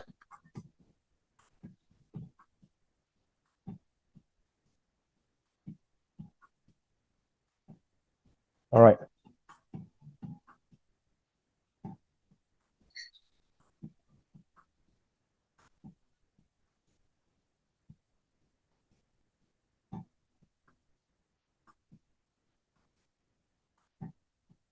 Okay, given the sharp rise in interest rates in the UK over the past few years, do you believe the UK property market is fundamentally strong, or has it simply not fully priced in the impact of expensive debt yet? Okay, maybe I'll segment this answer, right? So you said sharp rise in interest rates. The current interest rate is dropped. It has dropped, so it's not as sharp as it was because obviously they use the interest rate to dampen inflation, right? Inflation's gone down, so interest rates gone back down. Okay, so you should be okay on that side. Do you believe the UK property market is fundamentally strong? Yes, I believe it's very strong. But as I said, from the micro angle, look at what you want to achieve based on your situation and your circumstance. Sometimes be a bit of a dreamer and say, okay, if you can pull some funds together and work with some people, then you go for an asset, something that you not that you can't lose, but the risk is minimalized. So you get a good rate, you buy in a good location, you buy with the people you trust, and you can buy long term and hold it and do something with the money and pull it out rather than selling it. Okay. Or has it simply not fully priced in the impact of the expensive debt? I would say, to be honest with you, I can't tell you the answer to that because I don't know what the market is going to do. A good indication of what the market does, which is going to be a very weird thing I'm going to say right now, is the price of cars. If you see house car prices shooting up, it typically means the property price is going to shoot up. You see them dropping, the same thing. Generally, they're increasing. So you should be okay with the capital growth side of things. So if you want to get in the market now, there's no better time than now. I wouldn't say wait for anything. Okay, to take the risk where the risk is, where it needs to be taken. I hope that answered. If there's any other question, please ask me. If I didn't clarify, please ask me. Yeah, yeah, Mr. Safe Nest. Okay, so thank you so much, sir. I really, really appreciate you, sir. Please, if we do have any question, please we can come up now before we round up this Yeah. event for today. Okay. So we are I think coming there's up. one more We are question. coming. Okay, all right. Sorry, unless you, but he says there's clear property. That's clear property. Property has long been seen as a global safe haven asset, but the capital moving to emerging hubs like Dubai and parts of Asia. Do you think London risks losing that status? No. No, because I've worked. One thing I can say is that I've learned from people who have been in the industry longer than me, and I've had the privilege of working alongside some really reputable, even they're probably a bit famous guys. And one thing that they keep saying is that the reason why that's not necessarily going to happen anytime soon is because of the intellectual property rights you have in the UK and the stability of that, and that alone is an investment. So when you're looking at London property, you're not just looking at a building that you can make money from and hold it for, but it's more of okay, regardless how the market is, this thing will be stable to some degree as long as you're within the right locations, right? And I'd say prime cities to be safe. London is key. So, do you think London is risky? I don't personally think. Okay, that's what I'll say. I don't personally think, but you never actually know. So I'll say base it on your circumstances, base it on the market a tiny bit, but not too much. Don't let that sway your decision because there are experts who can help you with the current market and moving things about to suit your needs as well. Okay, so yeah. Oh, okay. Thank you. Thank you. All That's it, right, sir. thank you so much, Yeah, sir, Mr. Paul. We yeah, really appreciate your time, sir. yeah. So, we'll be calling these. We'll be calling these and everything a day now, and why we'll also be coming tomorrow for another great section with our other speakers, where we'll be having our speaker from Nigeria and also our speaker from Dubai, who is also the speaker for Qatar. Actually, he talked about Dubai today, and he'll be talking about Qatar tomorrow. Please, I want you guys to go through the chat. Our media people dropped a link for you all to join a WhatsApp community where our speakers also they will be in the community where we can all discuss and talk about global investment opportunities, or in case you have any clients who want to invest outside the country, this is actually one of the best place to be. So our media, I don't know if they've done that already. Please help us to put it on chat so people get the link on chat so they can click on it to join the community and be part of this global opportunity. So thank you so much everyone for being here today. As we continue this tomorrow, we start by 4 p.m. and we by tomorrow by God's grace we should be closing earlier than this, and we will make sure we reach out to more people, more this is actually not our number. We believe more people will be joining us tomorrow for these wonderful events. Thank you so much, and God bless you all. Please don't forget to join the link. Our admin, they are ready to respond to any of your um, chat on WhatsApp, and also the slide for this program will be sent to us, and the recorded one we also have a private streaming on YouTube as well. So everything is there, so we can all benefit from these great events. Thank you so much, everyone. Please, if you have anyone who would love to be part of this event, you can also communicate with us on the community in the community on WhatsApp, so we know how we can actually bring them in for this great event tomorrow. Thank you all, and God bless you. The meeting has come to an end.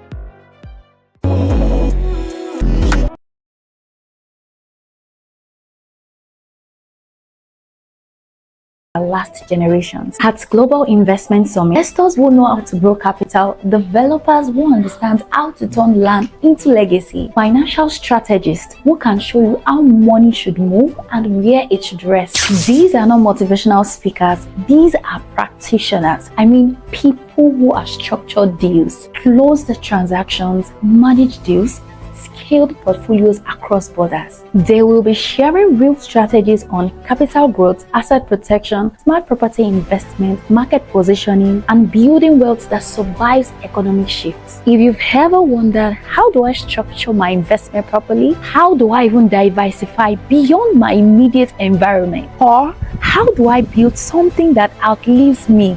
Then this summit is your room. It's happening on the 13th and 14th of March 2026. Make sure you be in the room to learn directly from those who are doing it at scale, both locally and internationally. The Global Summit awaits you, so don't miss it. See you there.